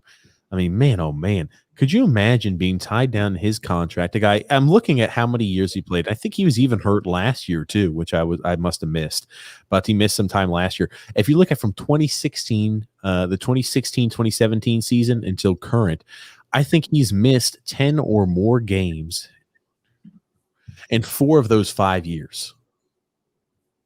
So, I mean, like, he's a guy who consistently misses games year over year. And as you get older, your injuries seem to last, and, those niggles seem to last a little longer every single time you get injured. So he's a guy, I think he knows his body a little bit better. But could you imagine having a 36-year-old Casey Cizikas on contract? I couldn't. And that's the crux of the matter. Rich Arnold there saying there also loves Cizikas, but pass. And Bruce King also said, but it's all about loyalty. It's about winning the cup. Yeah. Bruce King's also saying Letty getting traded to Detroit. Hey, this is what I've said. I said that I was the first freaking person to say this. I'm pretty sure. I'm going to even if I wasn't, I'm taking ownership like I was. I said this. What was it? 3 or 4 podcasts ago? Probably like 2-3 weeks ago. Grumpy old man. That I said Nick Letty I think is a perfect trade partner there for the Detroit Red Wings. I mean, you got Cedar who's coming up. You've got a lot of young players coming up. They've got a lot of cap space. Some on like $48 million in cap space. I think that's a great spot for him. He's got 1 year left on his contract. He could be there, maybe even sign a little bit, take a pay cut the next year after if he wanted to stay with Detroit. But that's an up and coming team. Okay. I'm not opposed to that at all. You can't wait like he did, like Lamoriello did last year. He waited and waited and waited. So what did Detroit do? They picked up Mark Stahl. They picked up a couple of guys from other teams to absorb salary cap. That's what they did. And by the time the Islanders wanted to move somebody, they didn't have any cap space left. You have to, if you want to do that, you have to be proactive. You can't wait. And, Lou likes to say, oh, I love to, if we have time, we're going to use it. Well, if you want to do that, you're going to get stuck with a whole bunch of bloated contracts going forward, that's why you're in the boat you're in now. Well, if you have time and use it, sometimes other people are going to get the better deals that are going to create the market. And you're like, holy crap, this team got a great deal. And you find out that deal no longer exists because there is still uncertainty regarding the market price for a lot of these people. I'll also tell you this here. Scott L said here, a 6-year deal for a 30-plus-year-old player is called a Lou Special. Should be called the Lou Special. The Lou Special, the Lou Lamoriello. Brian PL said it should be about winning, not because you like them. And moving right along here, Mario says, my new fourth line would be Michael Del Cole, Otto Koivula, and Ross Johnston. Do you really lose a whole lot based on that fourth line as opposed to Cizikas, Martin, and Clutterbuck? Is it really that big a difference? I mean, instead of them getting 10 or 11 minutes a night, maybe that line gets 8, which means your better players get a little bit more ice time. Is there anything? I mean, I don't have a problem with that. Think about the money you save, right? 1.5 for the $6 million man. You got your 3.4, let's say, for Casey. That's 4.9. Clutterbuck makes 3.5. That's like what? So like almost $8-9 million off your cap right there. And even with these contracts, let's say 7.5. You say $7.5 million. I think that's a wise investment. Those are ways you kind of turn over the teams with younger players and save cap money. So this way you can go out and afford to get guys in free agency. And here's the thing. I'm ready to see Otto Koivula out there on the ice. If he's not, why the hell is he even going to stay here and play in North America? Why is he not like, I'm just going to go back overseas? If you're not going to let me play and you still have my rights, you're not going to let me play. Why the hell am I going to be over here? Jim P also saying the second line doesn't produce without Beauvillier. True. That is also a true statement. So again, I never took that into account. Thanks, Jim P, for keeping us honest. That's one of those things too, where I'm like, if we trade away Anthony Beauvillier, who do we have that's a catalyst on that second line that can get things going? Yeah, see, that's why you slide Anders Lee down, because I think he's actually always worked well with Bailey and Nelson in the past. See, I have no problem because it's not a great line, but you're right with Nelson and Bailey. Beauvillier, and I've said it before numerous times, Beauvillier drives that line. When Beauvillier's skating well, that line produces. If he's not, they don't do anything. And unfortunately, that's the way he is. But Anders Lee stylistically fits in better with that line than he does with Matt Barzal. And they produced in the past before. Would he be a 40-goal scorer, Anders Lee? No. But he'd probably be 20 plus, 24, maybe 25. And from your second line, I can live with that. Yeah. And again, I think you're right. They did always have good chemistry. One of those things was this year was a little different during the limited amount of time that Anders Lee played on the line there with Matt Barzal and Jordan Eberle. Anders Lee usually does not gel well with Jordan Eberle. He just hasn't there in the past. So that's one of those things that have always kind of shocked me, that he always somehow gets placed there with him.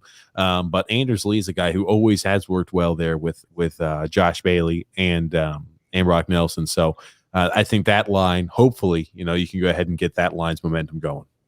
What are you doing over there, Grump? You're fixing your hair? I tell you, I got my hair. Looks like I got a little AJ hair over here. God, freaking stop. Anyway, moving right along there. Bruce King also said there, when we trade Lighty to Detroit, you can then sign Martinez on a 2 to 3 year deal with about $9 million per. $9 million total. Alec Martinez would be a perfect player to team with Noah Dobson. I've spoken to you offline about that. I think I might even mention on the podcast. I've always liked him when he was with the Kings. Offline. I love that. It's off offline, like you're playing online, like video games. I'd call it on air, but yeah. Hey, I'm picking bones with you, Grumpy. But yeah, I think you've mentioned it on this podcast, just to remind you, and that's definitely, I think Martinez fits in well. It doesn't mean that, hey, we have to automatically throw in, Bolduc into the scene there. We've got Martinez, who would, continue to help Dobson grow. Yeah, I know. The only thing is, because I believe he's unrestricted free agent. Yes. Does he want to leave the West Coast? I mean, he's played for the Kings before. He's played for Vegas. Does he want to move east? I guess that would be the only consideration. But he is in his 30s, so he'd be a perfect match for our team. Is that all it takes, Grumpy, in your opinion? Yeah. They look at, birthday before 1990. Yeah, this works for us. Oh my goodness gracious, Grumpy old man. Moving right along here on the comments, right? Yeah, Alec Martinez says for as long as he's been around in the league, he's only played for 2 teams, just Vegas and the Kings. I like him. I've always liked him a lot. He's a guy who also produces some points too. I mean, he had a pretty damn good year this year for Vegas. Yeah, it's not about putting up points. Not for what I look at from him. He would take over Andy Green's role, but he's better than Andy Green in helping Noah Dobson. Grumpy, absolutely there. Brian PL said, "I love Casey, but I wouldn't give him 6 years." No way. Yeah. If he's asking for it, I'm like, you know what, Casey, go test the market, then come back to us. And if somebody's offering you 6, hey, good luck. You've been a loyal Islander. We love you. But you've played a huge role for our success for a lot of years, and you've been a hell of a warrior. But hey, man, get paid. Hey, you're live here with TJ and Grumpy Old Man. Who do we have calling in? I have Brian Hislop. Hey, you said it's Brian. Hey, how you doing, Brian? Pretty good. How are you? Oh, not too bad. Living it up. Yep, living it up. All right, for starters, I think we should talk about the game with the Lightning, Game 7. Oh my, we did not have enough shots on the goal, that's for sure. I think our goalie put up a pretty good performance with the amount of defense that we were given. All around, not a great game. Lightning, they played a great game there, and we just couldn't do much. Our team was not playing well there.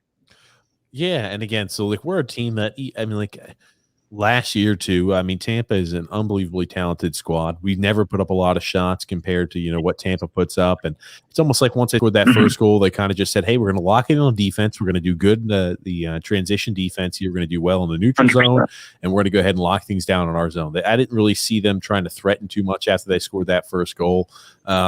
But it wasn't too much of a shock there in that aspect. I mean, like Tampa is a very, very talented team. So, I mean, the fact that we took them 7 games, I think speaks to, number one, our team's camaraderie, as well as, just the system. I know Grumpy's not a fan of the system, but there's no way in hell we go with this cast and crew 7 games to Tampa without that system. I agree with that. Yeah, seeing with the Boston Bruins, like how we beat them, I think our skating, like, we have the cardio and like we have the space that we can skate faster than most teams, and we've shown that by going to the semifinals. I think in the next 2 years, I think we'll be able to make it to the Stanley Cup. Like, I think we are a good team for the future because most of our team's young. We picked up a kid who's 21. I forgot his name. But we have not many old guys. I mean, we have someone who's 32. Can't remember his name. I'm kind of blanking out. But we have a very fast skating team, and I think it's a good future team that we can win the Stanley Cup eventually. I'll tell you. I'll Grump. I'll let you jump in on that. Yeah. Unfortunately, the majority of our starting 12 forwards against Tampa Bay, 9 of them were 29 years of old and older. So forwards wise, we are one of the older teams in the league. We can compete, but we're going to need to make some changes. And just to speaking about, the Islanders didn't have enough shots. A lot of that was just because of the way Tampa Bay plays. They shut out their last 4 clinching games were shutouts. And that says something about how they play. Tampa Bay can beat you anyway. They beat us playing our style. They beat us playing a run and gun style. They're just really good right now. And that's bad news for us. Yeah. Yeah. Well, I'm just hoping for a brightful future, and thank you for having me on. Appreciate it. Lifelong Islanders fan. Go Islanders. Hey, thanks All for right, calling in there, Brian. I appreciate it there for certain. Thanks for calling in. Hey, I tell you, there's one thing we'll say about Islander fans. You'll never find fair weather Islander fans. You'll never find, hey, I just started following the Islanders last year, and let's somebody like I love the moxie and the poise that the Islanders have out there on the ice. I love, what they stand for, what the team and the community is. You don't see a lot of bandwagon Islander fans. That's for certain, grumpy old man. No, without a doubt. The most loyal fan base. Think about what the Islanders have been through the last 35 years, right? I mean, just purgatory, with the ownership changes. Purgatory, Grump. I would say during that time period, let's say we were in hell. The depths of hell. Purgatory is hell, okay? Purgatory and hell are different, technically. Okay, whatever. Here's the thing. We've been a tough team to root for. We have not been a good team. Yes. We've been poorly managed, poorly run for the last couple of years. But that's what makes Islander fans. They're loyal and true blue every sense of the word. You're not going to see any band. Okay, we don't play an exciting enough style to have bandwagon fans. I hate to tell you. That's just the way it is. I mean, an Islander fan through and through. Yeah, Grumpy. I don't disagree with you there at all. Moving right along here. Rich A, they're saying Tarasenko would help our power play big time, which is why it won't happen. Well, that's true, right? I mentioned that earlier. He automatically help our power play. Automatically. Oh my goodness, Grumpy old man. Moving right along there. Brian G also said if Tarasenko is healthy on the Barzal line, he's netting 40 goals. I don't know, 40. I could say maybe 35, though, if he's healthy. Yeah, again, as we've talked about before, Barzal does a great job of creating space. And if you've got that space in a true elite sniper, you're going to put up goals in huge amounts. Go ahead. Go ahead, Grump. Yeah, that's what he creates time and space for other players. And you got guys who aren't afraid to shoot the puck, guys who are accurate. A Wahlstrom, a Tarasenko just leads to goals. Yeah. Sherilyn also said Ovechkin there, left wing scorer. Yeah, again, he would. I just don't think he's going to want 10 million plus, and I'm just not sure why he would want to leave Washington. Maybe again, I see people saying, "Oh, maybe he wants to rejoin back up with Trotz." Maybe I'm just not sure we have the space for a guy who can get. I mean, he's going to want more than a 1 or 2 year deal. I'm going to throw that one out there too. Ovechkin's going to want a longer deal. He's probably want a 3 or 4 year deal. I think that Washington wants to keep him and he wants to stay there. I don't think he wants to leave there. Yeah. Moving right along. Bruce Kings also said, yeah, Tarasenko, if he gets hurt in the first 5 games and re-injures his shoulder, then what? Well, if he re-injures his shoulder, I don't know what type of future you have or career you've got there, but here's the biggest thing there about Tarasenko. I'd like to take it at face value that he's feeling better, and that's what I'm saying. If they were to trade for a guy like that, there's a reason why they're asking for all the medical records. You'd have to say, hey, we're going to have our team doctors look at that. We're going to have Mr. Third Party look at that. We're going to have them speak with the physician who operated on him. They're going to be doing anything and everything they can to find out exactly what's going on. If they were to pull the trigger on that, I would like to think that they would be almost like they're bunk bedding. They're in the same bunk bed as Tarasenko, where every single time he wakes up at night, if he's got a little twinge, hey, what's going on? What happened? Yeah, they're going to feel confident. If they make a deal for him, I'm not saying they are, but if they do, they'd have to be really comfortable with the medicals. And you're right, TJ. They're going to talk to the guys. They're going to talk to the St. Louis doctors. They're going to talk to the guy who did the last surgery, who found what the real issue was. See, that's the problem, right? You can have multiple surgeries on that shoulder, but if you're not actually taking care of the real problem, it doesn't matter. That's why I feel it's a little bit different. It's not like this is an injury. Oh, well, he tore the labrum. He tore this. He tore that. He dislocated it. He did this as a weakness. This seems like something where they mishandled the first 2 operations and finally found out what the real cause of the problem was, and the third party wound up taking care of it. And he says he feels better now. But here's the thing. that could happen with any player, right? You could get hurt in the first 5 games, and that's that. Where are you? That's just what happens in professional sports. Sometimes you got to roll the dice. I'm not saying that we're trading Matt Barzal for Tarasenko, but sometimes if you want it, you got to roll the dice if you want to be great. Okay. Now we got a comment here, Grumpy. I'm not sure if you don't have any social media, so maybe you didn't see this. Comment here from Alexander saying, what do you guys think about Vasilevsky's pads being oversized? Did you see that, Grumpy? Did you see the news about that? I don't know. I think he's tremendously talented. That much I know. So, goodness gracious. I'll go ahead and pop this up on screen, Grumpy. This is their first time seeing it. I get a chuckle out of it every time. This is, get that thing out of here, New York Post. This is what Vasilevsky looked like shaking hands next to Carey Price. And people are talking about, holy crap, look at him. He looks like, oh, can you see, Grumpy? No. Oh, sorry about that. Here this is. I'm sorry. So this is what Vasilevsky looked like shaking hands here with Carey Price. Okay, so they're saying that people are concluding it looks like Vasilevsky's pads might be oversized. That he might be wearing larger pads. No, here's the thing. Hold on. I'm sorry. Let me get the hell out of this New York Post. I'm sorry. It keeps popping up ads all over the place. I'll get you the actual link there, Grumpy. I saw it. Okay, so it looked like he was a little bit thicker in the upper body. Is that correct? Is that what we gather from that? Mm-hmm. Well, I mean, I know the sizes are official. I mean, they check all that stuff, don't they?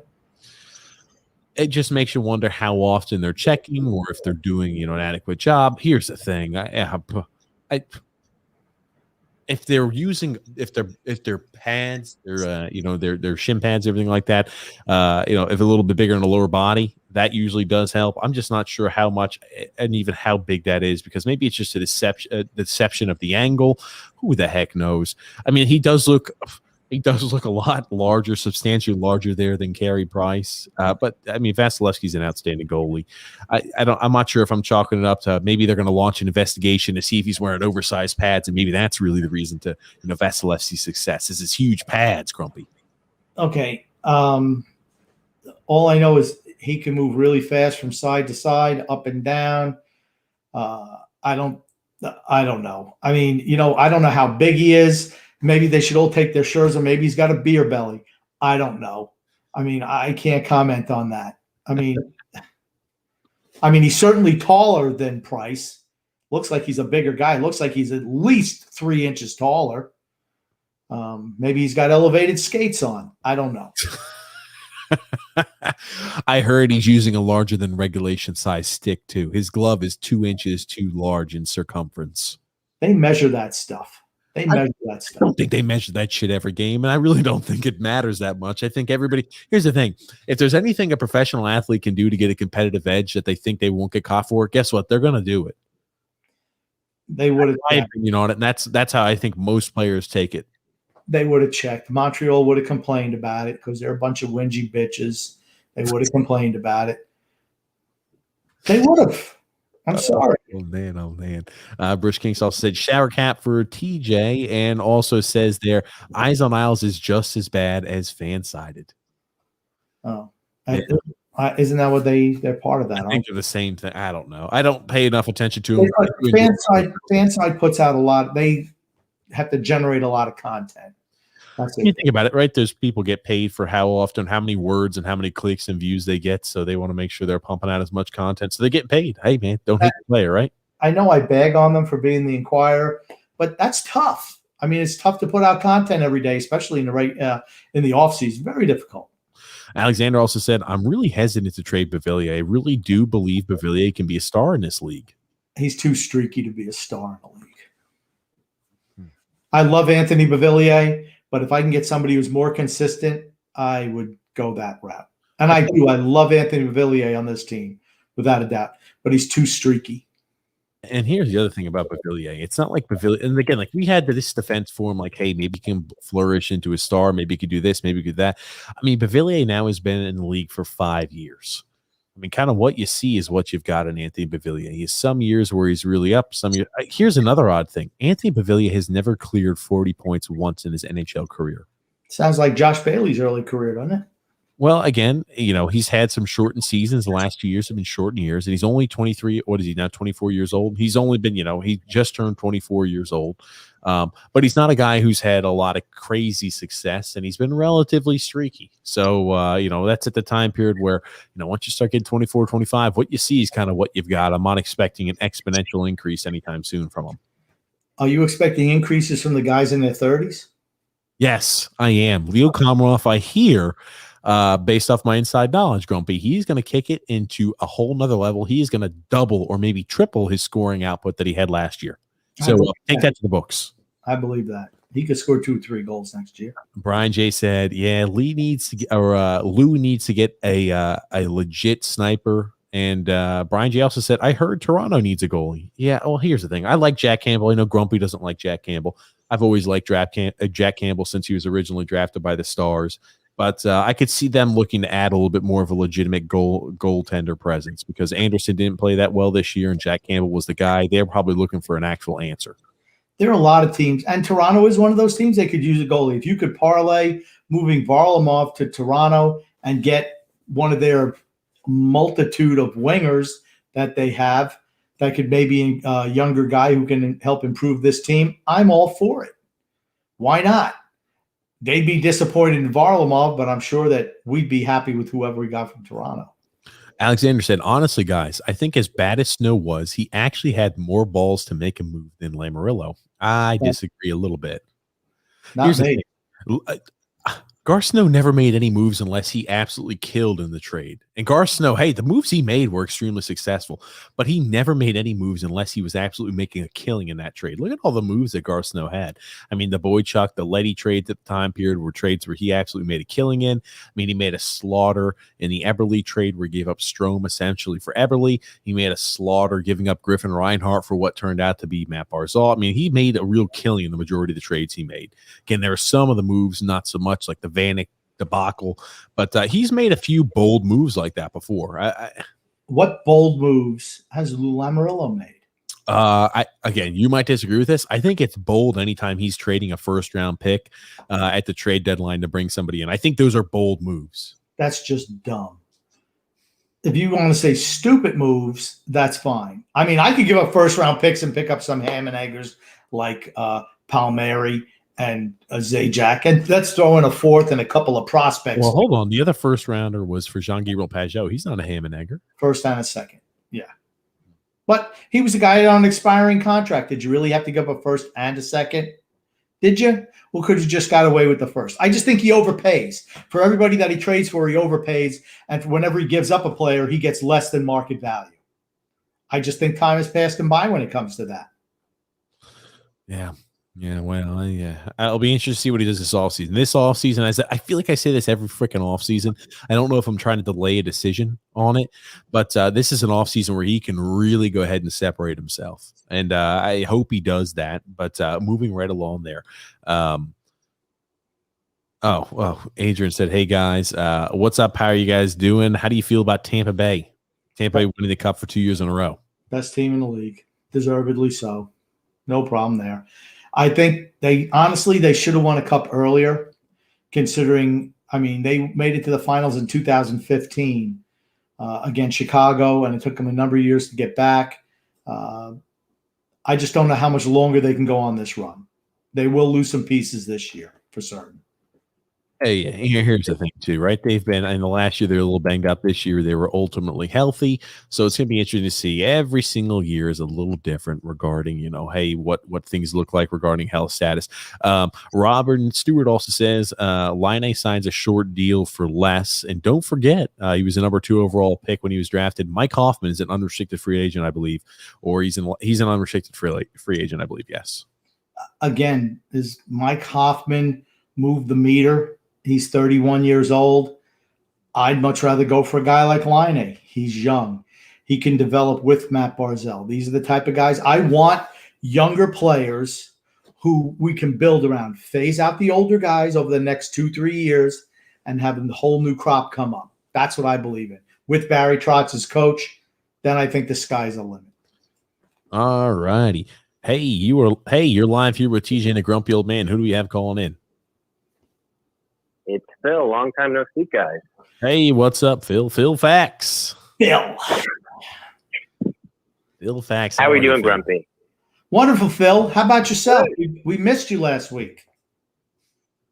I know you missed me. You know, I listened to the show afterward. I'm unfortunately not always able to catch it live, but when I can, I do. When I can, I do. Well, you need to let me know what days you can't come in here so I can shred you on live. So this way you can sit back and listen to it and get all worked up for the next time you do get on. Listen, absolutely. Friday nights. If you do it on Friday nights, I can't listen on Friday nights. Okay. Anyways, you know, just wanted to comment on all the trade speculation and everything. The first thing I'll get to, because I heard you addressing the Varlamov to Toronto speculation, and maybe that's the destination for him. I think Varlamov could be traded, and I think he could be traded for value. But like every other Russian player, I think Canada is probably, all 7 of those teams are probably on his 16-team no trade. So I don't think he would be moving to Toronto or to Edmonton, which is another. I thought maybe it was Eyes on Isles or someone had a piece on him being traded to Edmonton. And then all you need to do is just go to the Brizgalov interview. I can't even remember what it was. You know the Brizgalov interview I'm talking about, why you're so mad, and talking about why a certain player wouldn't want to play in Edmonton because it's 30 below. Every Russian player has Canada on their no trade. But I do think we should move Varlamov. He's a perfect sell high-touch candidate at 33 years old, and if we could get value for him and give him a cheaper option to replace him behind Sorokin, I think it's a brilliant move. For certain. I would love to do something like that. I think that would be excellent. I have not been reading up too much about the speculation upon moving Varlamov, but if you're able to do so, we definitely, I think we got to jump all over that, especially if you can go ahead and minimize there what you've got and what you're paying a backup goalie. Hey, time to roll the dice there with Sorokin, bring in a vet who, is towards the tail end of his career. I mean, you can plug and chug him, and I think he'll be successful with Mitch Korn and Pierre Greco. Plug and play. It's called plug and play, not plug and chug. Maybe you think it's plug and chug because the Islanders play like they're in a beer league. No, it's plug and play. Thank you. But I 100% in agreement with that, Phil. We discussed it earlier. And I have, you think about other guys who their trade value is never going to be higher. What about Josh Bailey? I mean, that's a guy whose trade value is never going to be on higher than it is right now. Do you think if you throw Josh Bailey's name out there every single year, you said the same thing last year, you think if you throw his name out there all the time, it's going to make, the Islanders brass think, hey, maybe we should trade Josh Bailey? Is that what it is, Grump? I'm just saying that's a guy whose trade value isn't any higher. He's had 2 pretty good playoffs in a row. Why not move him for a puck bag or something? Stop. So I'll tell you about Josh Bailey.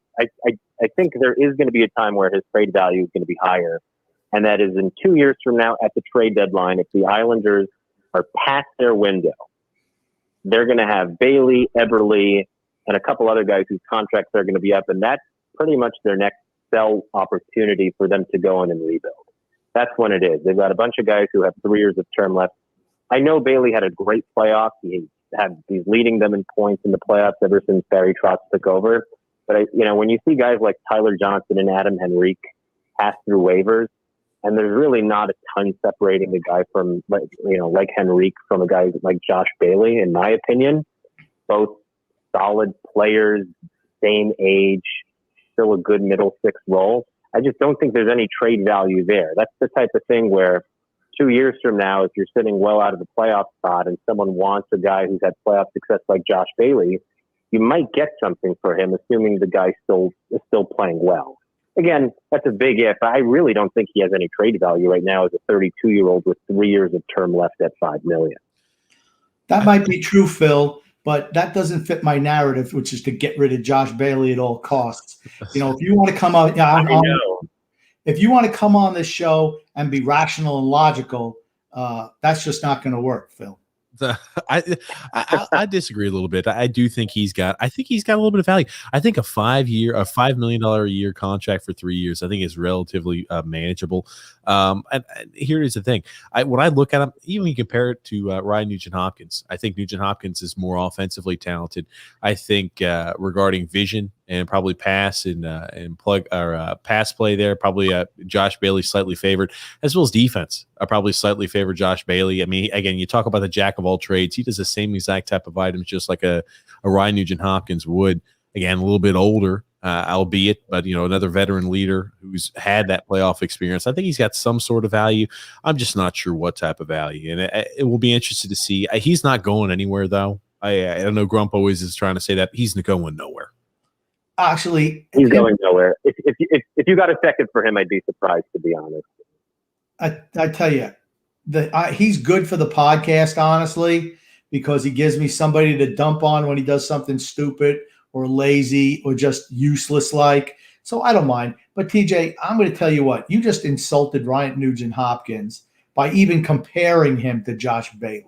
I'm sorry. There is no comparison between those two players.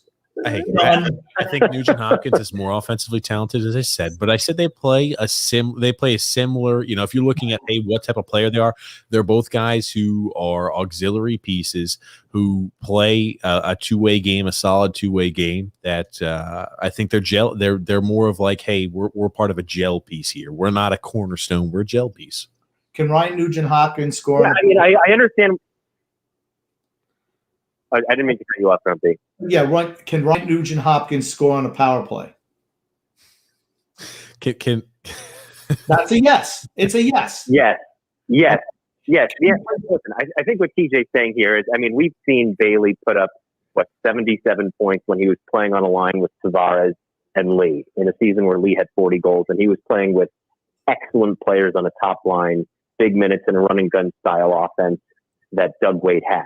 Right? And Edmonton plays that run and gun. If Nugent-Hopkins was playing with the Islanders, would he have more than 55 points in a season? I don't think so. I think that's what TJ's getting at over here. Yeah, and I don't think anytime we add and we're looking at these offensive production people have outside of the Islanders, I'm always like, okay, go ahead and subtract about 10 points off of their total when they come over here. And if you have a guy leaving the Islanders, just like you had with Devontae's, we knew he was going to light it up, and anybody who does wouldn't shock me at all if they excel outside of the system. Put up more points, hey, for the fantasy and, for the numbers crowd, that looks awesome. Hey, he scored an extra 5 goals ahead, 5 more assists. He's really improved. But does he really? Yeah, I take Ryan Nugent-Hopkins over Josh Bailey today, tomorrow, 6 years ago, 5 years from now. There's no comparison. I'm sorry, he's just way more talented than Josh Bailey. Fair enough there, Grump. Fair enough, Grump. Okay. Phil, any last comments? Friend? Yeah, again, the last thing, and it was really the main point I was going to bring up just with regard to Tarasenko, and I think the point's been made several times already, but young guys like Anthony Beauvillier, Oliver Wahlstrom, obviously should be nowhere near a deal for Tarasenko. Obviously, you're talking about if you can get away with moving an Eberle and some other cap like Hickey in a deal where maybe you're getting up a second-round pick to even out to dollars. But I'm thinking that they might just need to go in a different route here, right? The way Tampa beat everyone, if you watch those games, and you watch them against Montreal also, is they had 3 line backs absolutely kill you. And through the first 2 rounds, the Islanders had 2 lines plus Matt Barzal that were really going, and that's what gave them success. I mean, obviously the goaltending and the defense too, but specifically, if you looked at the second and third lines when Pajot was healthy, and then you had Barzal who started to get going in the Boston series and carried that over into the Tampa series, that is the formula for winning, and that is why Colorado had trouble. Because once Colorado's top line got shut down, they just didn't have the depth to get it done. Braden Point scored no goals in that series against Montreal, but they got it done with that third line. So what do we think about maybe going after trying to get Barclay Goodrow and Blake Coleman, right? Maybe jettison Eberle somehow. You get Wahlstrom to that top line, and then go and try to sign Coleman and Goodrow as a package deal to come play alongside with Pajot. And then you could run 3 lines deep again. And this time, Tampa's not going to have the luxury of Kucherov and LTIR. They're going to lose Savard. They're going to lose Coleman. They're going to lose Goodrow. They're going to lose Johnson. They're going to lose one of Palat and Gord. They're not going to be close to the same team next year. I think that's the route they need to go here. The whole thing is we don't know how much Goodrow and Coleman are going to cost. Coming off 2 straight Stanley Cup wins, they're going to command probably more money than they deserve. and that's what you have to worry about. You have to worry about signing guys like that because their value is overinflated, and they can look really good when they're the third line, as opposed to when you got the Stamkos line and Kucherov's line. I mean, they're playing really against. You don't have to worry about them. Oh, here's the thing. You don't put as much emphasis as on the Blake Coleman line where you're like, holy crap, we've got to worry about stopping Kucherov. We got to worry stopping Cole. We got to worry about stopping Stamkos. Got to worry stopping Braden Point. And you're like, okay, now Coleman's out there. We can kind of let off the gas. And you're like, holy crap, Coleman's line just scored on us. You kind of like you fall asleep a little bit. Yeah, I just think they're going to get. Yeah, I agree. I mean, I understand what you're saying, but again, the Islanders before Lee went down. Lee, Barzal, Eberle was the number 5 scoring line in hockey. I mean, they were outscoring, the Bergeron line. I think they were outscoring the McKinnon line through 26 games. They were red hot like fire. If you can get Wallstrom up there in place of Eberle, and then you're running out that second line, which had a lot of success. The only deficiency that we identified with them in the playoffs was for some reason defensively they fell apart, which in the regular season they weren't like that. But they were still continuously scoring up until that Tampa series when we had a bunch of injured players, and then having Pajot maybe doesn't need to be Coleman and Goudreau. Maybe you get Coleman and then you figure out someone else to go along with them. But that type of model where you're running 3 lines down their throats, right? Boston, their perfection line killed us, but we shut down their second line and they had no depth scoring. The Penguins, Jeff Carter killed us, but we did a good job on their top line and they had no depth scoring. With Tampa, we eliminated the Stamkos line. They only hurt us in that 8-0 game. Other than that, Stamkos was really invisible with Cirelli. They had the point line, and then they had the third line. And teams that run 3 deep like that, that's been the formula for success. That's how the Blues won too. The Blues, they didn't have an all-star studded team, but they had guys like Tyler Bozak and players down in the lineup who were scoring on that run. And that seems to be the workable model over here. And remember, Bozak used to be the first line center for Toronto earlier in his second line center. Remember Tyler Bozak, old days with the old Toronto, way back in the machine. Yeah, old Tyler Bozak. He was pretty good back in the day. Yeah. Well, Phil, I don't disagree with you. I just think it's hard to. I think the reason why it works for Tampa is that their first 2 lines are so loaded that it makes it easier for that third line. But I don't disagree with your way of thinking at all. I really don't. I'd love to say that I do. It almost worked for us. If we had a healthy Pajot, it could have worked for us. It's possible it would have worked for us. But, I'm more into rather than trying to mortgage the farm, which I don't think you'd have to for Tarasenko. I think the Blues want to offload him, right? He's damaged in some way. The relationship is gone. He's got a full no trade, so he'll be able to manipulate the market just like Taylor Hall did and drive down the price. And if he ultimately wants to be an Islander, he'll be an Islander. That's just the way it'll go. But I'm just thinking in terms of, okay, what's the creative way to do this? You move out an Eberle, you bring in guys to really beef up your middle 6, guys like Blake Coleman who scored 20 goals in the regular season and put up good numbers in the playoffs, right? Maybe that's just a more workable route here, given the fact that this Islanders team is not, flash and, running around you and everything. There's just a work hard, wear you down type of team. And that's really what was missing in the series. What was missing was our third line was just limp and lame because we had a centerman with a broken wrist and probably a pulled groin. Yeah. But anyways, I'm taking up too much of your time. I'll let you guys go. Fantastic show as always. Have a great night. Thanks, Phil. Thanks, Phil, for calling in there. Thank you again, Phil. Like I said, I don't disagree with what Phil says. I just remember to make any moves at all, we have to offload some cap. That's just the the whole thing with the situation. We don't have the cap space to do all those things unless we get rid of some players. So, absolutely. Oh my gosh, look at this. Brian J said, "You guys ready to see the Eklund rumors soon?" William Eklund. Yeah, can you believe that? They're saying William Eklund might go first overall. Yikes. Again, like this is a draft where, hey, they're saying that, some people are penciling in Owen Powers first overall. Some people are saying, hey, the Sabres don't want to miss out there on Eklund. I've watched some on Eklund. Hey, yeah, that's all I'm going to say. But we're moving right along there. Brian J said, Yankees, trash, Mets, City. The Mets. We were talking about that on the TJ and the Grumpy Old Man show not too long ago, Grump. Yeah, but it's true. New York's a Yankee city. It just is. If the Mets are really good, it'll be a Met city for a couple of years, but then it goes back to being a Yankee city. It's just because the Yankees have been around forever and ever and ever. That's why. Also, Brian J said, enough of Lou with his excuses. Get us a sniper. That's what we need. We need one. Rusty Spooner also said, were we old when we had our dynasty, or was it age balanced? We were a young team. Everybody was under 30 years old. I think Butch was the oldest player on the team when we won the first cup. I think he was 30. It's funny. Everybody was in their 20s.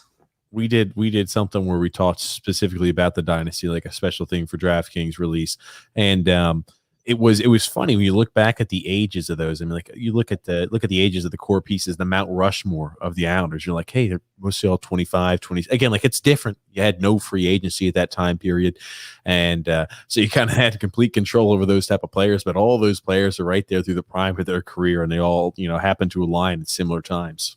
The drafting back then by Bill Torrey was spectacular. Yeah. Absolutely. Paulo C there said, Grumpy, just go get Tarasenko and give St. Louis Eberle and whoever. We don't need many changes to win the cup. Not for next year anyway. Yeah, I think we need to free up some cap. I think we're a couple pieces away, a little bit younger guys. That's all I feel. Okay. I mean, I think we need one true sniper. Because you have Eberle, who's a sniper. Tarasenko's a sniper. That kind of handles that role for you. I mean, I just think we need to – I just wish we had some younger guys ready to step in the lineup. That's all. Give Bellows a chance. Nick D said, do you guys think Toronto would sign Casey Cizikas? Would the Islanders match? Great shows always, TJ and Grump. And TJ, what's going on with the T-shirts? Forza Italia. He wants to go Italy there instead of England there in Euros tomorrow. Hey, Italy will win tomorrow. Italy will win. I heard there were some questionable yellows instead of reds thrown out there because Argentina beat Brazil tonight. I was heard there's some questionable items. Grump, we'll have to look at that in review for the TJ and the Grumpy Old Man show tomorrow. You can make sure you catch it 8:00 Eastern Standard Time. Link is in the description below on Facebook, YouTube. You can find there a link to that. It's a general sports podcast. So just pretty much hot takes, all controversial items. But Grump, I'll let you get to that answer about Cizikas. Well, he's unrestricted free agent, so there would be no matching. And if I think what he means is, hey, if they come out there, I'm sure Cizikas wants to stay with the Islanders. If he says, hey, Toronto's going to offer me this, will you match? Okay. It depends on what it is. If Toronto says, hey, we're going to offer you 5 years at $3 million per, well, good luck, Casey. You need to do what's best for your family. I'm sorry, you're 30 years old. I don't want a 35-year-old fourth line center making $3 million a year on this team. I just don't. I just let him go anyway. Rich A also said Ovechkin scored 50 under trots. What was that in 5 years? I'm just kidding. Paulo C there also said Tarasenko will score 40 goals with Barzal if healthy. Trust me, there's no risk with Tarasenko because he only has 2-year contract going on there. Yeah, that's what I like about him, honestly. 2 years, you're going to get him at his 29 and 30-year-old seasons. I mean, he might make more money after that if you just determine, if he's a 40-goal scorer, okay, we'll have to think about re-signing him. But that kind of goes against what I'm saying, right? You don't want to sign guys in their 30s to long-term deals. Goal scorers can last a little bit longer. He's not a guy who gets beat up a lot. I know he's got the shoulder issue, but hey, for 2 years, it'd be fun to watch too, wouldn't it? Yeah, if he could stay healthy. Even if he's hurt and banged up, you're only tied to that for 2 years. So it's not like he's on a 5, 6, 7-year contract or anything like that. Apollo C also said, Grumpy, our problem is the first line. Let's fix the first line. Stop talking about the fourth line. That's true. The first line is the problem. The helicopter line. Bring in Tarasenko, bring in Line, slide Wallstrom up, however you want to do it. Put some guys who can put the puck in the net with Barzal, and the team's going to be much better in the long run. Yeah, absolutely. I know someone just called in. If you call back there, we'll get you back in. I think it cut off there from you early. Robert Stewart also said, has anybody mentioned the Eichel trade? Or No. Eichel trade? Here's the thing. Eichel, I feel like his name's being thrown out there all the time. Until he actually gets moved, I'll wait to see it. But I mean, Jack Eichel, his name's always thrown out there. Always looking to be moved. Jack Eichel's going to get moved, but never does. I think the last thing they agreed upon was that they would look at the medicals to try to get the medical thing taken care of. They got a long way to go. But I think he's signed for another 8 years at $8 million per. Who can afford that? I mean, that's the issue. I mean, then you're going to have to give up a bunch of players and picks for him. I don't know. I just don't think in this landscape it's maybe something that works. Maybe the Rangers could try it, but certainly not us.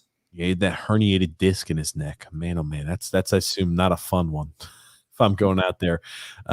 Anyway, moving right along there, grumpy old man. I hope you remember his name. It's a Russian pal. I don't remember his name. I think it's Danny. Is it not Danny? Danny. Maybe this is Danny. I hope it's Danny. If you're listening in post, hopefully we got the name right there. Tuning in late, just wanted to say what's up, guys. Have a good rest of the weekend for certain. Will do. And then Metal Mask 3 there said, I wouldn't trade Pavillier. Eberle makes too much for production. So we need to upgrade there. And Letty must go. I'd move Eberle plus for Tarasenko, but not including Pavillier. The whole thing is St. Louis going to take that. That's the whole thing. I mean, that's optimal for us. If we could trade Eberle, and I'd even throw in a second-round pick to get Tarasenko. I think that's a major upgrade for us, and see if they could pick up some salary. I'd do that. Absolutely. Brian Bial said, great shows as always, guys. Gotta run soon. The fight's on. He said still 3 fights away, but the fight's getting on there. Brett W. Saying there, I can't see Hoffman fitting in the Trot system. He doesn't like to play any defense. Yeah, I don't think he's a fit here either. I mean, he scores goals. He's good on the power play, but I don't know. I don't know. Absolutely there. Also says there, I'd rather have Eberle, Ryan Bailey in terms of expansion draft.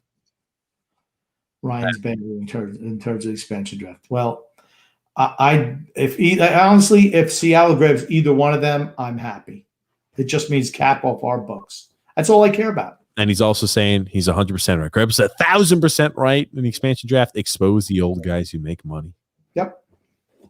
Michael T there said, hey, all, first timer here. Let's go Islanders. And he also says, the Islanders don't need to make trades necessarily. All we need is Anders Lee back on our top line with Barzal. If we have Lee versus Tampa, I firmly believe we win the series. I'm not sure we win. I think we play them a lot closer. Like, I know we lost, was it 21-11? I think that series went about as well as the Islanders could have ever dreamt or imagined. If we had Lee, I think if we're running it through a simulation, if we without Lee, maybe on 100 series against Tampa, we win 15. With Lee, I think we win 30. Yeah. I just think Tampa could we'll just put, okay, wait, hold on. They got Anders Lee. They scored a goal. We'll just put it in the next gear. See if you can keep up. They're just better than everybody else in the league. They did just enough to win all the time. They were dominated one game against Montreal, wound up winning pretty easy. I mean, they're just the best team in the league. Tough to beat. Also says there, Wallstrom needs to be up at the big club permanently, in my opinion. For certain, he does. Expose Komarov there to Seattle. I'm just not sure. We'd have to, if we wanted them to pick him, we'd have to give them something in return to say, you must pick Komarov. Here's XYZ to take care of him. He also says, forget Tarasenko, in my opinion. Yeah, it depends if he's cheap. If he's cheap enough there, and again, I think the ties are completely severed with St. Louis. If he's going to be expensive, I'm just not sure unless it's something that we really don't need, right? If we can deal from a position of strength like defense there, defensive prospects, you're not going to see me complain too much about it. I think that would address our need to get a sniper there on the team. But, we very well may do absolutely nothing, which is what we usually do in the offseason. So I'm trying to hedge all my bets. What can I say? I'm trying not to get too happy and too sold in on anything just quite yet. Yeah. Nice job riding that fence. Oh, that's my job, Grump. I'm the fence rider, the ultimate fence rider. And he also says there, Grumpy should be the general manager. Michael T, what's up with the Islanders logo on the wall missing 4 stripes and a hockey stick? It's for the 4 cups. Yeah. Well, I think you got that as a gift, didn't you, TJ? He's talking about my Grump. I'm sorry, I completely forgot about that. Yeah, I got this as a gift. No. So this is this is a gift right here. Yeah, I didn't know. So somebody made it. I did not know he was talking about what was on my wall. Holy crap. Ooh, it's late. What can I say? I'm sorry, Grumpy. Moving right along there. Alexander also said, "You guys are awesome as always. Maybe we should also kick the tires on Forsberg, Philip Forsberg." I like him. Mm-hmm. Guys have to be cheap, though. You have to be able to, if you're going to take guys who make money, you're going to have to get them at a bargain price. You're going to see a lot of that this offseason. This is really an exciting offseason. I think you see a lot of players move for less than market value just because teams don't have money under the salary cap. Desperate times require desperate measures. Yeah, dude, it's going to be. Well, Grump, we're just about through all the comments. We're through all the comments right now, Grumpy. What would you like to say before we wrap things up here? I'm excited for the expansion draft. I really am. I just want really quickly. We'll be again live next Saturday at 8 p.m. Eastern Standard Time. We're also going to be kicking off there. We got guests we want to have on the podcast and show here, so we're going to start kicking those off. When we start having guests on, we might have a few weeks where we're doing 2 podcasts a week. Maybe not every week, but we'll make sure we keep everybody informed there right at the top of the hour. But we got some guests lined up here and working on getting guests here scheduled up here for the off season. So we're going to be bring good content all off season long. You know, even after the draft, after the expansion draft, after the NHL draft, holy crap, we're not going anywhere. We'll still be here. Yep. And I just want to say love and laughter to everyone who listens and even those who don't. From TJ and the Grumpy Old Man. Thank you, Grumpy, for being here on the podcast as always. And thank you, everybody who tuned in to the live stream and commented there. Again, Grumpy and I really do appreciate you guys listening and tuning in. Again, we'll be live next Saturday at 8 p.m. If we do anything before then, we'll make sure to post it all over social media. Get 2 more comments real quick. Michael T said, how about us kicking the tires on Eric Stahl? No, he's too old. Don't want him. And he also says, Alexander says, so Grumpy, a wager on the Finns and Bucks game. What can you afford to lose? If the Buccaneers win, I'll wear a Brazy jersey. If the Finns win, you got to wear a Finns jersey on the stream. Oh, good. I don't have a Dolphins jersey. So I don't even have a Brady jersey, honestly. So I do have Brady T-shirts. But Alexander probably has a Brady jersey in his closet that he worships every night before he goes to bed. I know he does. He puts up a brave front right now, but I know he's a Tom Brady fan. How can you not be? What a way to end the podcast. Well, thank you again, Grumpy, and thank you everybody who tuned in. We'll be here live next Saturday, 8 p.m. We're going to be kicking off. Hey, we got things to be excited about, Grumpy. We're going to start getting guests on. I'm excited for the expansion draft. We're going to live stream the expansion draft. And, hey, man, I've been boning up on the NHL draft, and we got a special guest coming on for that time period. So stay tuned, guys. Again, we'll be live next Saturday at 8 p.m. Eastern Standard